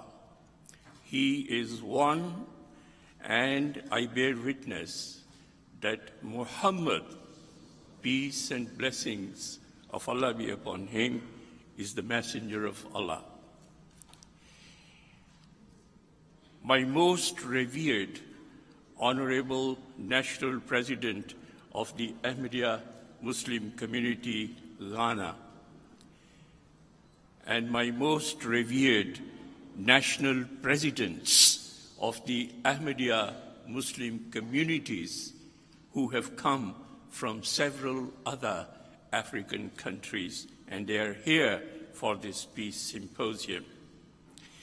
Excellencies, Honorable Minister, distinguished guests, ladies and gentlemen, Assalamu alaikum wa rahmatullahi wa barakatuhu. Peace and blessings and mercy of God be upon you. It is indeed an immense honor for me to address this August Peace Symposium. I consider myself most fortunate that God enabled me to participate in this landmark event organized by a peaceable community and attended by a galaxy of noble citizens of this eminent nation of Ghana and hosted on the great continent of Africa. This symposium is immensely blessed that the head of the Ahmadiyya Muslim community, Hazrat Mirza Masroor Ahmad, Allah be his helper, has sent a keynote, very special, far-reaching, thought-provoking message that was read out to us earlier by the Honorable National President of the Ahmadiyya Muslim Community, Ghana, to ensure that Africa becomes the leading beacon of justice and peace, not only in this continent, but the entire world. Symposiums like this afford us the opportunity to reflect how well we have used the blessings of our freedom, liberty, and universality to eradicate the poverty that afflicts the mass of people, to take stock of how far we have to go towards the realization of social and economic justice for all, and to evaluate if new and novel responses are required of us in this quest. I must very, very deeply appreciate the eloquent addresses which we have just heard this afternoon and which have enlightened us on these very, very important issues. We are assembled here to answer but one question: how can humanity attain peace and justice for all? If this question sounds too trite in its simplicity and too familiar in its rhyme, it is because this is a challenge that has been with us here in Africa and indeed in every corner of the world for millennia. Here in Africa, we are reminded daily of how unequally the bounties of globalization have been shared. There can be little hope for global peace and justice when hundreds of millions of Africans live in abject poverty, when a significant proportion of Africa remain in a state of disrepair, and when there is an untenable division of wealth and configuration of power within and among nations of the world. To achieve global peace and justice, we must commit ourselves to finding a way of ending the marginalization of Africa. Africa is known to be the birthplace of humankind and the cradle of civilization. Indeed, civilization in North Africa in general and Egypt in particular predates Greek civilization. The pyramids of Egypt stand aloft as testimony to that. Many scholars flock to the libraries of Alexandria, the most advanced of its time. Later on, civilizations such as the Songhai and Mali empires in West Africa, Ethiopian Empire in East Africa, and Zulu Empire in South Africa were to sprout up and flourish greatly in wealth and power across vast swathes of their respective regions. So where did it all go wrong? Where did it all go wrong? The period to which the finger is most often pointed is the many years for which the transatlantic slave trade lasted. Calculating the cost of slavery to Africa would tax the minds of the best academics. It must be remembered that it was the young and most able-bodied that were removed in hundreds of thousands from their homelands. The extent of artistic, cultural, and even technological advances that could have been made would never be known. Commenting on pre-colonial African society, the first president of the United States of America to address the African Union, Barack Obama, stated that Africa is the cradle of humanity, and ancient African kingdoms were home to great libraries and universities. But the evil of slavery took root not only abroad, but here on the continent. Colonialism skewed Africa's economy and robbed people of their capacity to shape their own destiny. The consequences of the carving up of Africa among mainly European states, often across traditional tribal lines, has been well documented. Though many of the colonists would claim to have left a rich legacy of good infrastructure and decent educational and health systems, when these are compared to the advances that were made in their respective home countries over the same period, this rich legacy pales into embarrassing insignificance. However, in Africa, we maintain the dream of an integrated, prosperous, and peaceful Africa as enshrined in the vision of the African Union. Our optimism, we hasten to add, is not due to promises made by President Barack Obama on his visit to Africa and address to the African Union, nor is it because of the promises made by the Prime Minister of the United Kingdom, Theresa May, on her visit to Africa a few weeks ago. Rather, our optimism is based on the glad tidings given by the Khalifas of the Ahmadiyya Muslim community, the divinely guided successors to the promised Messiah of the latter days and holy founder of the Ahmadiyya Muslim community, Hazrat Mirza Ghulam Ahmad of Qadian, may peace be on him. In a message addressed to the peoples of African providence, the second Khalifa of the Ahmadiyya Muslim community, Hazrat Mirza Bashiruddin Mahmud Ahmad, may Allah be pleased with him, himself a profound visionary and great nation builder, he made the following remark. He said, and this is a long time ago, he said, "I'm reading the writing on the wall that there is a great future for your continent. God does not forsake a people for all time to come. Now is your time in Africa. You have been oppressed and ruled by others for a very long time. Rest assured that your glorious time is fast approaching."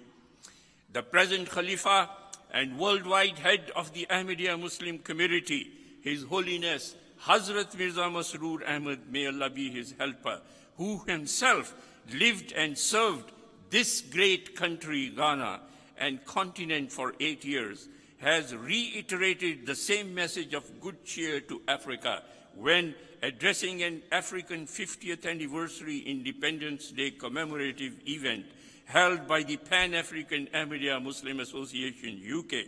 He declared with impeccable confidence, "I firmly believe that the time is fast approaching for Africa to lead the world, To achieve this, however, he went on to say that Africans must strengthen their ties with God,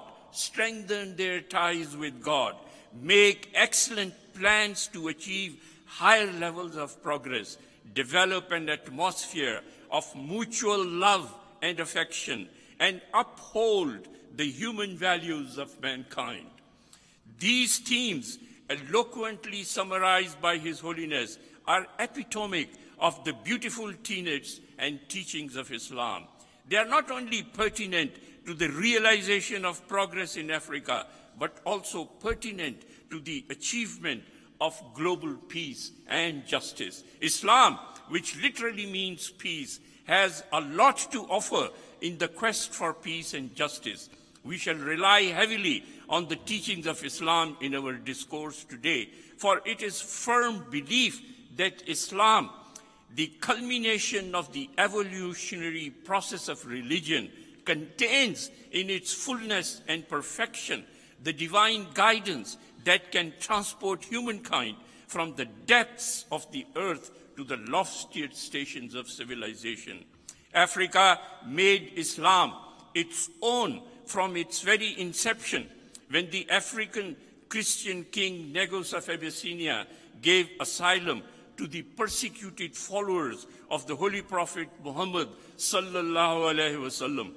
That example of goodwill and benevolence points to the role religion can play in contributing to the renewal of African continent and indeed the world.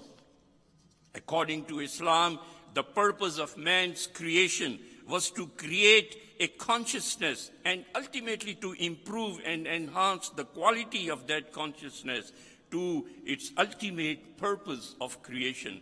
That ultimate purpose was the creation of a conscious being of the highest order who would not only submit to the consummate beauty of God as reflected in his creation, but would also lead his fellow men to this ultimate goal. The object thus is to establish a balance and bring about accord in the relationship of man to his maker, the universe and his fellow men. Relationship of man to his maker, the universe and his fellow men. The realization and the shaping of one's life to this goal is, according to Islam, the ultimate wisdom and true source of peace. Just as a bird finds peace at its place of origin, that is its nest, so too the human heart finds true peace only by spiritually returning to its source of creation. This is the meaning of the Quranic verse, Allazina amanu wa tatmainna qulubuhum bi zikrillah, ala bi zikrillahi tatmainnul qulub. Those who believe and whose hearts find peace in the remembrance of Allah, because it is the individual peace, peace in society cannot be built. As we make plans to achieve peace in society, so too must we endeavor to achieve higher levels of spiritual and moral progress essential for the promotion of peace and justice. This must begin with the creation of conditions in which human beings everywhere, and especially here in Africa, have the opportunity to create a better relationship with the Creator. For while external factors are important, but what is most important is that our concept of the progress of life and our obligations towards humankind should receive our attention all the time. And this must also be reflected in fulfilling the basic needs, material needs of the people. That would transform the societies and create a society that can lead to the love of God and lasting peace. Alongside newfound wealth, such as that from Africa's oil resources, hundreds of millions of Africans still endure extreme poverty. Alongside high-tech hubs of innovation, many Africans still reside in shanty towns, deprived of regular electricity or clean water supply. Africa's progress will depend on development that truly is a development which is addressing everyone for poverty and releasing everyone from poverty and leading them to prosperity. Africa's progress will depend on social and economic justice for all. The Holy Quran says, Inna Allaha ya'muru bil adli wal ihsan. Verily, Allah enjoins justice and the doing of good to others. Commenting on this verse, our present beloved Khalifa, Hazrat Mirza Masroor Ahmad, he said, the root cause of the unrest in the world today is due to a lack of justice found at every level of society. Only by recognizing its creator can mankind hope to establish true justice and usher in an era of individual, communal, and global peace. Therefore, what is important is to understand that social justice ensures fair and just relations between the individual and society, enables the members of society to receive the basic benefits and enjoy social privileges like public health, public schools, public services, and social security. So these things are extremely important. Under Islamic social order, governments are reminded of the blessings of establishing a just and equitable social system where the underprivileged, unemployed, and poverty-stricken can have their fair share of the bounties of society.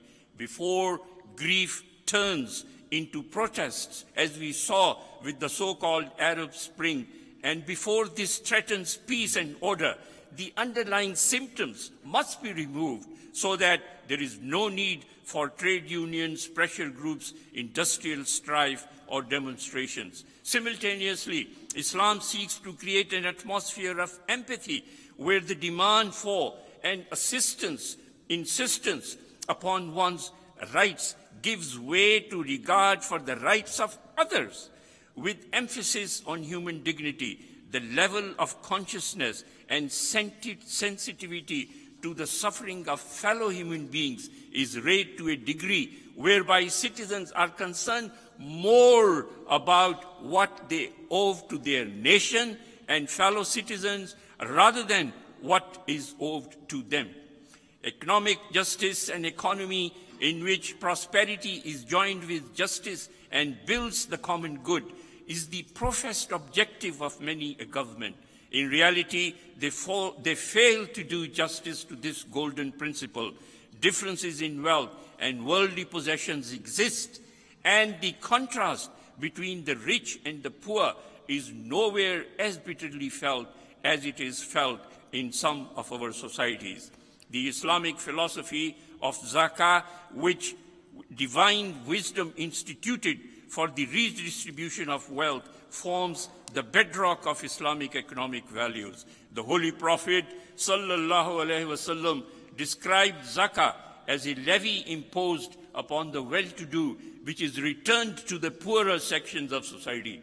The Holy Quran states, إِنَّمَا الصَّدَقَاتُ لِلْفُقَرَاءِ وَالْمَسَاكِينَ وَالْعَامِلِينَ عَلَيْهَا وَالْمُعَلَّفَةِ قُلُوبُهُمْ وَفِي الرِّقَابِ وَالْغَارِمِينَ وَفِي سَبِيلِ اللَّهِ وَابْنِ السَّبِيلِ فَرِيضَةٌ مِّنَ اللَّهِ وَاللَّهُ عَلِيمٌ حَكِيمٌ.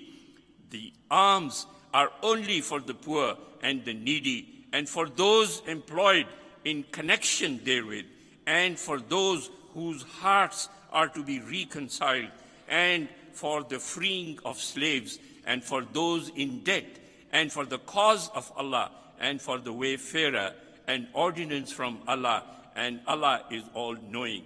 Zakah, alongside the prohibited individual or intergovernmental, should be without interest according to Islam, as Allah loves beneficence towards the needy. Interest, on the other hand, is a leech that goes on sucking blood. Indeed, financing foreign debt on interest has been the scourge of African economies and stands diametrically opposed to the notion of economic justice.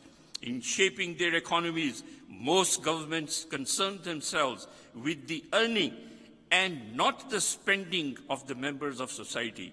Islam, however, not only tells individuals how to earn their daily bread, but also lays down moral and spiritual guidelines as to how to spend it.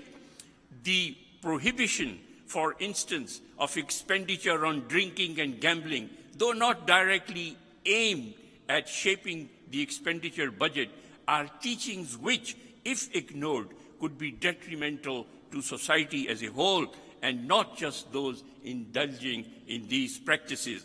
There can be no talk of economic justice when the amount of money spent on alcohol in the United Kingdom on a Friday night alone is enough to feed the poverty-stricken communities of Africa for many months on end. A sizable portion of national wealth is flushed down the drain by such unhealthy pursuits, and this becomes an economic burden on society in terms of decreased productivity, healthcare costs, road accidents, crime prevention, and law enforcement. Honorable Chairperson, the eradication of poverty in all its guises and upholding the inherent dignity of all calls for investment in people. As Nelson Mandela observed, our most valued treasure is our people, especially our youth. It is our human resources that enable us to reap the benefits of all other assets. Our fight against poverty, crime, and all the maladies of our society requires us to invest in the development of our human resources. The immense potential of our people must be turned into specific skills and capacities needed for the reconstruction and development. No better investment can be made in people, and especially the youth, than a good education. An educated, enlightened, and informed population is the cornerstone of sustainable human development. Education will enable Africans to better serve the communities and countries on the road to prosperity. Education, in the words of Kwame Nkrumah, is the firmest foundation of all to any national building process. Education, in the words of Nelson Mandela, is the key towards realizing our vision of a better life for all. And education, in the words of Kofi Annan, is the premise of progress in every society, in every family. The holy founder of Islam, the Prophet Muhammad sallallahu alaihi wasallam, placed great emphasis on learning. He taught that a father gives his child nothing better than a good education. He famously instructed his followers to seek knowledge from cradle to the grave. He also said, a person who educates his daughters well is ensured a place in paradise. Acting upon this directive, the early Muslims embarked upon the pursuit of knowledge and learning. The blessings emanating from which were to inspire a great civilization in which Muslims and non-Muslims alike lived creative and useful lives, and which, by its achievements, enriched the whole world. Islam developed from among an unlettered people far removed from the crossroads of civilization and human thought to become the standard bearers of enlightenment in the then known world. It precipitated what is commonly referred to as the Golden Age of Islam, a period which ushered in immense contributions to philosophy, science, engineering, and governance. The development of that golden era, Muslim scientists brought both knowledge and application into inventions that remain central to modern life as we experience them today. Thus, education has an enormous power to transform. And while we speak of education here in Africa, we must highlight the importance of the education and empowerment of women. For all too often, women are excluded from education in many an African society. It was Barack Obama who said in his address to the African Union, the single best indicator of whether a nation will succeed is how it treats its women. Society as a whole stands to profit from the education of women. Let us remind ourselves of the well-known African proverb, if you educate a man, you educate an individual. But if you educate a woman, you educate a nation. This is an adage that I very much subscribe to. When women are educated, children do better at school, families of enlightened nations, and support the struggle for global peace and justice. The Holy Prophet Muhammad sallallahu alaihi wasallam guaranteed proximity to himself in paradise to the father who gave no preference to his son over his daughter in their upbringing. And when he declared under divine instructions that paradise lies under the feet of your mothers, he at once elevated the social status of women who at the time were oppressed, subjugated, and distributed as chattels of inheritance to unfathomable heights, and secured for them an equal share in the affairs of life. In our quest for global peace and justice, we must therefore recognize the social status of women and their rightful place in society as mothers, wives, and daughters. We must secure their rights in the guardianship of children, in the management of the affairs of the family, in inheritance, in divorce, and in education. For thus would peace and justice be established in the family, and by extension and on a firm basis, peace and justice established in society. In the traditional African society, women had a respectable and well-recognized role. Today, in the face of predominantly Western influences, African culture and tradition are indeed to be preserved with pride. As Patrice Lumumba, the Congolese independence leader, once observed, we have a culture all our own, unparalleled moral and artistic values, an art of living and patterns of life that are ours alone. All these African splendors must be jealously preserved and developed. And this is a great message that we have to remember even today. However, history shows that humans are good for us, but that others are steeped in ignorance. The march forward to global peace and justice for all necessitates the liquidation of ignorance and primitive practices. Social and economic justice in Africa cannot be achieved without a crusade against corruption, for nothing will unlock Africa's economic resurgence and reveal its true potential more than a permanent cure for the cancer of corruption.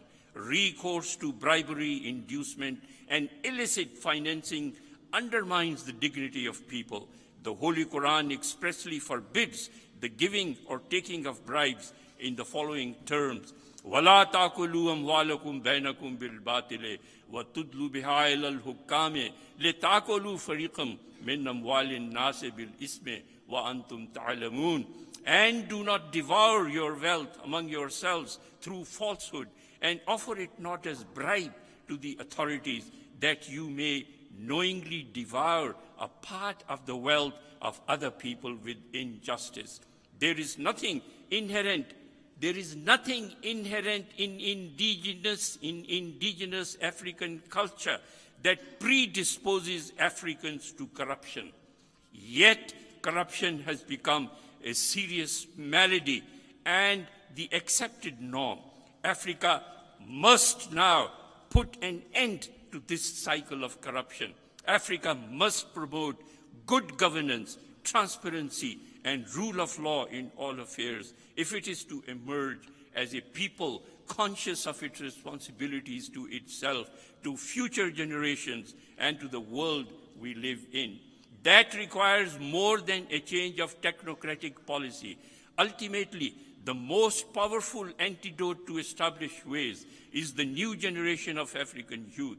As the second Khalifa of the Ahmadiyya Muslim community once notably remarked, a nation cannot be reformed without first reforming its youth.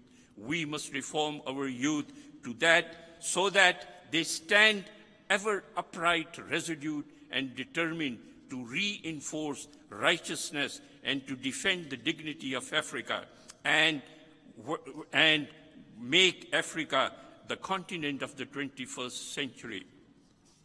Therefore, we believe on reasonable grounds that Africans are capable of providing leadership that is altruistic and not self-serving for its own aggrandizement. Leadership that prizes highly integrity, honesty, and respect for the inherent dignity of all. But for this, piety, righteousness, belief in life after death, and accountability therein as advocated by Islam are prerequisites. In this regard, the Holy Prophet ﷺ set a very high precedent as head of state. As Islam spread through Arabia, he would frequently receive large quantities of goods and money, which he would immediately distribute among the poor and needy without keeping anything for himself or family.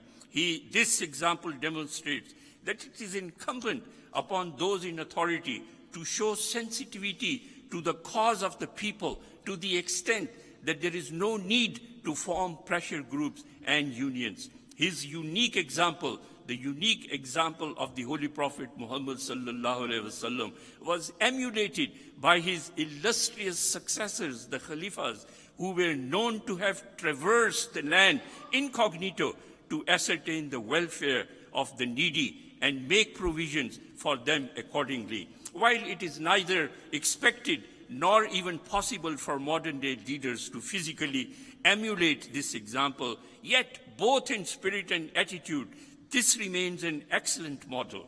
This is the spirit and attitude which must be adopted by the new generation of African leaders so that they become the embodiment of impeccable integrity and selfless service in public life.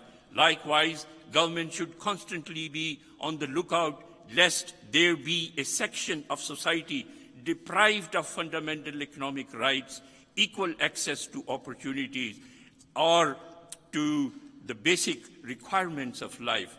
In a special message addressed for the landmark Africa Peace Symposium held by the Pan-African Ahmadiyya Muslim Association UK in London last year, His Holiness Hazrat Mirza Masroor Ahmad, the Khalifa of the Ahmadiyya Muslim community, made the following remark. He said, all people should play their respective roles in helping light the torch for a bright and neighbors. And in this way, Africa can set a glorious example of peace for the rest of the world to follow. Islam as a religion emphasizes the spirit of mutual love and affection at every turn.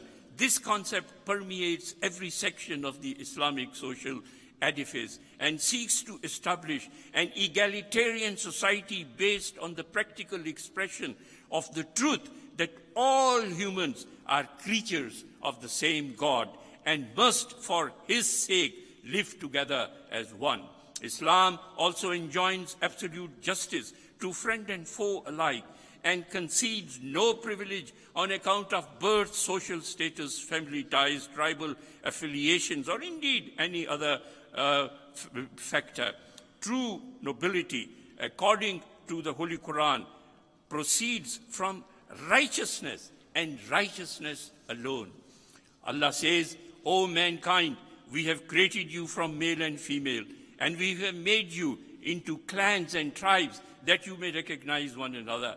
Verily, the most honorable may unite and promote global peace and justice. The Holy Prophet of Islam, sallallahu alaihi wasallam, emphatically declared in his farewell sermon that it is the promotion of this concept of equality of mankind that can inspire a righteous people, a cohesive society, and ultimately a peaceful and just world. This is exactly what was witnessed at the birth of Islam, when the darkness of the Arabian Peninsula was dispelled by the light of Islam. It was the acceptance of Islam that transformed the lives of the Arabs, who were idolatrous, unruly, bitterly divided into warring factions, and given to the mad pursuit of pleasure, into virtue and righteousness. It was the acceptance of Islam that united them in love for each other and love for their Creator. Speaking of unity, Africa is, of course, no monolithic body. It is made of a vast diversity of nations, tribes, and cultures. Many on the continent and in the diaspora have aspired towards African unity. Indeed, many prominent African leaders have crusaded for African unity. Who can forget the iconic speech of Kwame Nkrumah in 1963 on the subject of African unity at the inaugural ceremony of the Organization of African Unity? He said, "We all want a united Africa, united not only in our concept of what unity can connote, but united in our common desire to move forward together and dealing with all the problems that can best be solved only on a continental basis." The same clarion call was repeated by Julius. He said, "So this is my plea to the new generation of African leaders and African peoples. Work for unity with the firm conviction that without unity, there is no future for Africa. Unity will not make us rich, but it can make it difficult for Africa and the African people to be disregarded and humiliated. Unity is indeed a key ingredient to achieving socio-economic peace and justice. Unity is indispensable to progress and prosperity.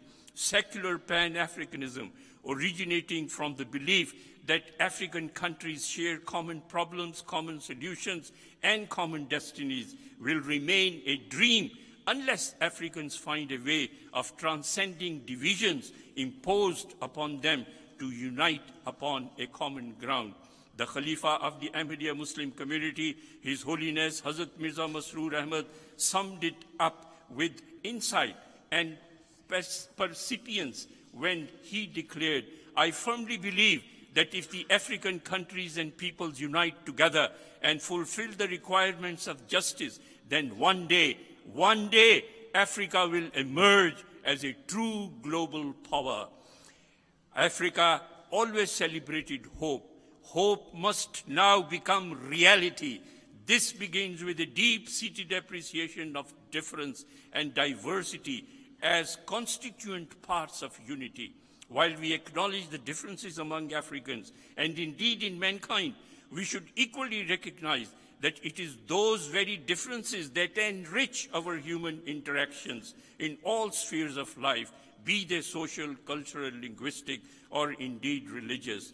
We should value our diversity, yet seek unity within that diversity. We should unite on the basis of ethical values and moral principles, placing our humanity above our heterogeneity and our universality above our diversity. Most importantly, however, we should unite on the basis of our relationship with one another through our God, and as a practical expression of the truth that all men are creatures and servants of the same benevolent God. Therefore, it is important, and this must be emphasized, that Islam, when practiced in its pure and pristine form, as demonstrated by the members of the Ahmadiyya Muslim community, can play a catalytic role in achieving global peace and justice on the basis of its direct correlation with the establishment of a peaceful society, the eradication of poverty in all its manifestations, promoting democratic governance, absolute morality, good neighborliness, and above all, true universal brotherhood. True universal brotherhood in which man develops sensibility and sensitivity to the pain and suffering of others can be established only by virtue of our relationship with one another through our God. Common interests, pursuits, and occupations can engender friendship and brotherhood, but it is the loyal and faithful relationship with God that can ensure everlasting unity here and in the hereafter. It is only the cognizance that humans are all equally creatures of the same benevolent God, and that they must constantly seek his pleasure through the meticulous discharge of both rights due to him and the rights due to his creation, that can bring about the realization of true universal brotherhood, which can guard against friction and conflict and stand the test of all the contingencies to which life is subject. As observed by His Holiness Hazrat Mirza Masroor Ahmad, the divinely guided Khalifa of the time, Africans must uphold the human values of mankind. If Africa is to realize its greatness, this calls for a vision informed by the ideas and ideals of altruistic, decent, and peace-loving people on the African continent. This calls for the building of a united Africa based on the human values of dignity, equality, and freedom, and with a better life and inalienable rights for all people across all racial, cultural, ideological, geographical, ethnic, religious, and class lines at the heart of its mission.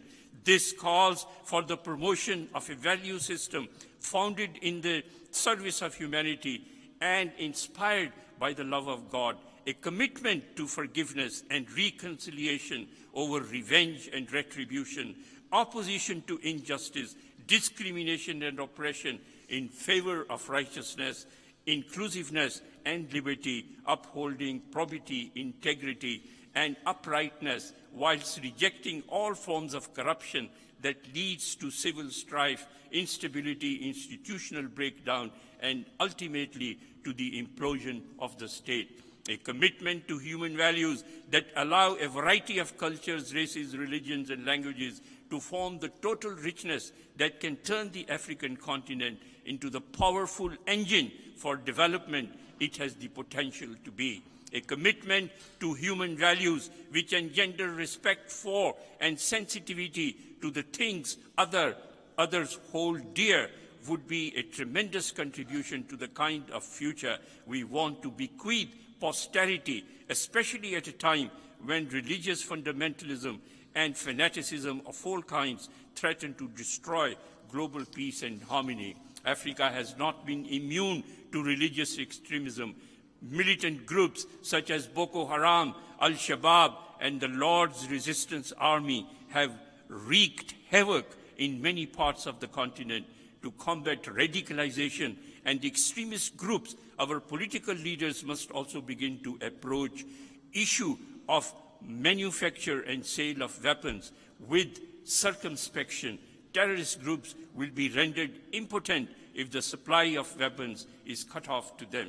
More importantly, however, we must cut off the root cause of their human, which was read to us. He said at that time, and I quote, "Tragically, in recent years, some extremist and terrorist groups such as Boko Haram or Al-Shabaab have gained influence in Africa. To eradicate them and to bring an end to their evil, both the African leaders and the people must work together to ensure that their countries develop and progress.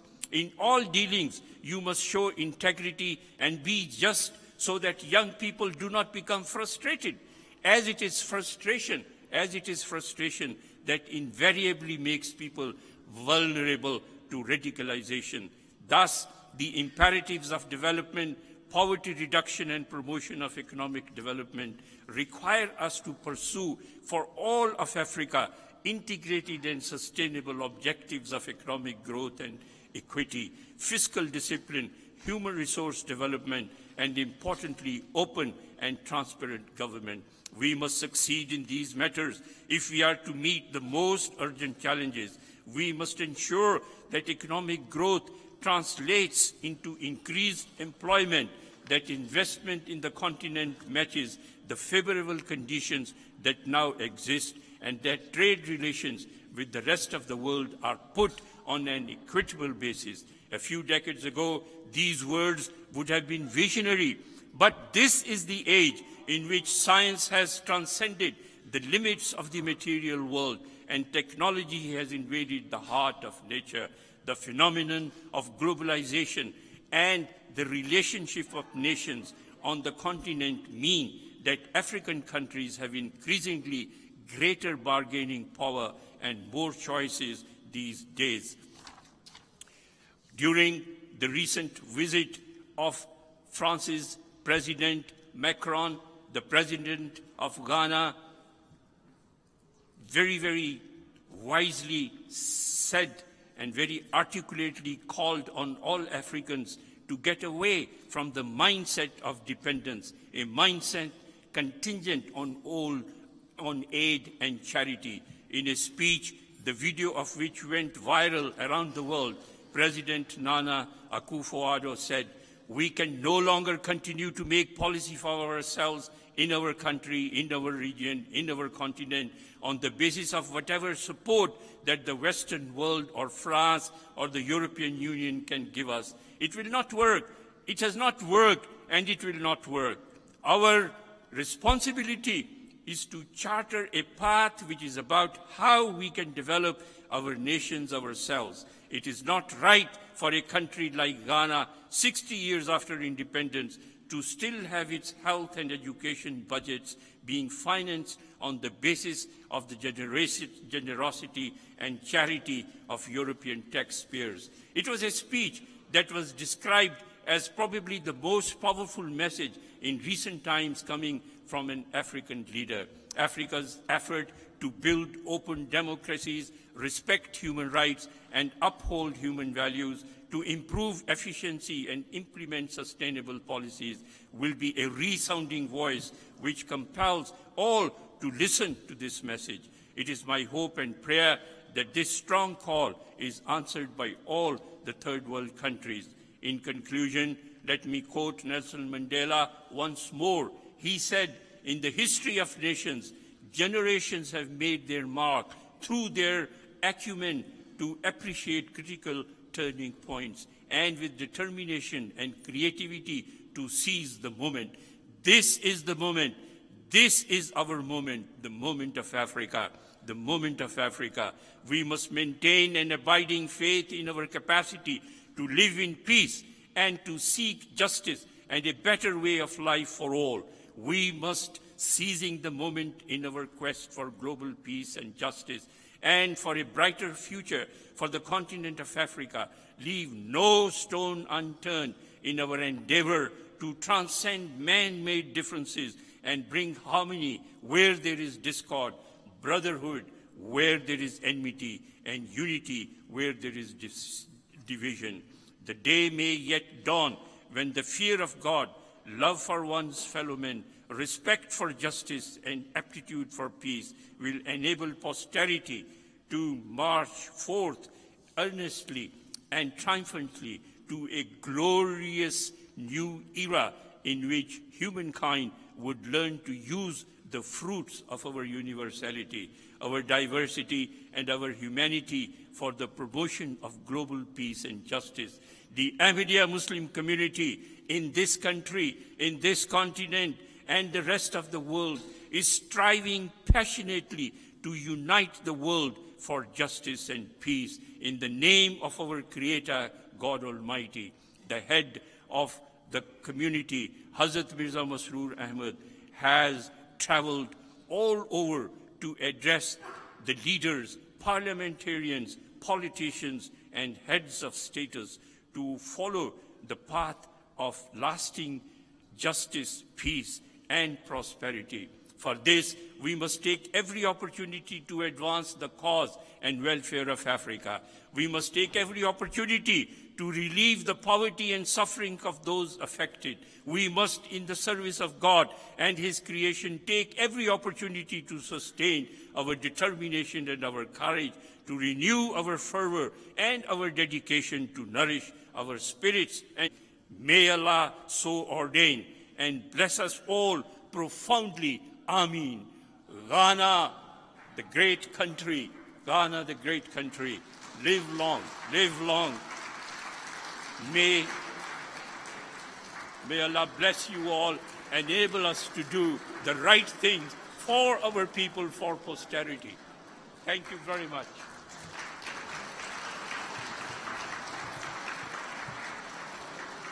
Thank you, thank you. Thank you very much, His Excellency, Dr. Iftikhar Ayaz. Thank you for your wonderful speech.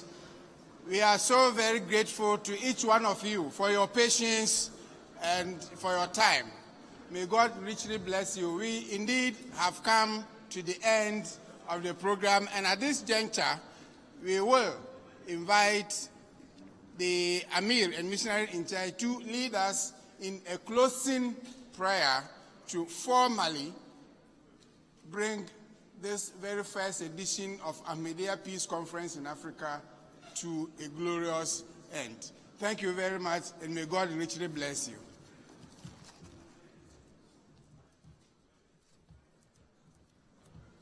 Alhamdulillah, we've come to the end of the function, and it's time now for us to turn our attention to our Creator, the Almighty Allah, to supplicate, to pray. We will be engaging in a silent prayer, in the course of which I expect each and every one of us to pray that the Almighty Allah should see each and every one of us back to our homes, take us back to our homes and into the loving arms of our dear ones. Let's pray for peace in the world, peace in our continent, and peace in Ghana. Let us pray that the stereotypes which lead us into religious disturbances, cultural disturbances, political disturbances, societal disturbances in general, that may the good Almighty Allah remove those stereotypes from within our midst so that we can come to realize peace in our various societies. For us in Ghana in particular, and from me as the Amir of the Ahmadiyya Muslim community of Ghana, I wish that we pray fervently that by this time next year, the monster called vigilantism is completely uprooted from the Ghanaian society. Vigilantism is chaos. Vigilantism means hatred. Vigilantism is devilish. Vigilantism is an enemy of peace and progress. Vigilantism does not belong to Ghana. When we hear of guerrilla warfarers, and indeed we are talking of disgruntled vigilantes who group together into the forest and cause havoc, mayhem, and destabilize communities. And the very first enemy of vigilantism is the very person who gives birth to vigilantism. Because it is when they get disgruntled with the one who brought them forth that he's the very first person they jump onto and finally bring about destruction of society. Let us therefore pray that vigilantism and all its associates are completely dismantled from this beautiful motherland of ours called Ghana. Let us pray. Please. Auzubillahi minash shaitanir rajim. Bismillahir rahmanir rahim.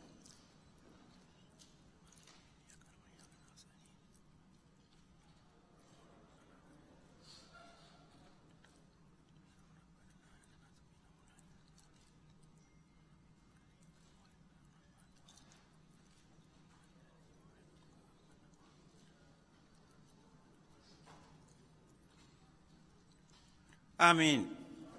And thank you. Assalamu alaikum wa rahmatullahi ta'ala wa barakatuh. Thank you very much. As you are leaving, we have a light refreshment. Please just have something, take a bite before.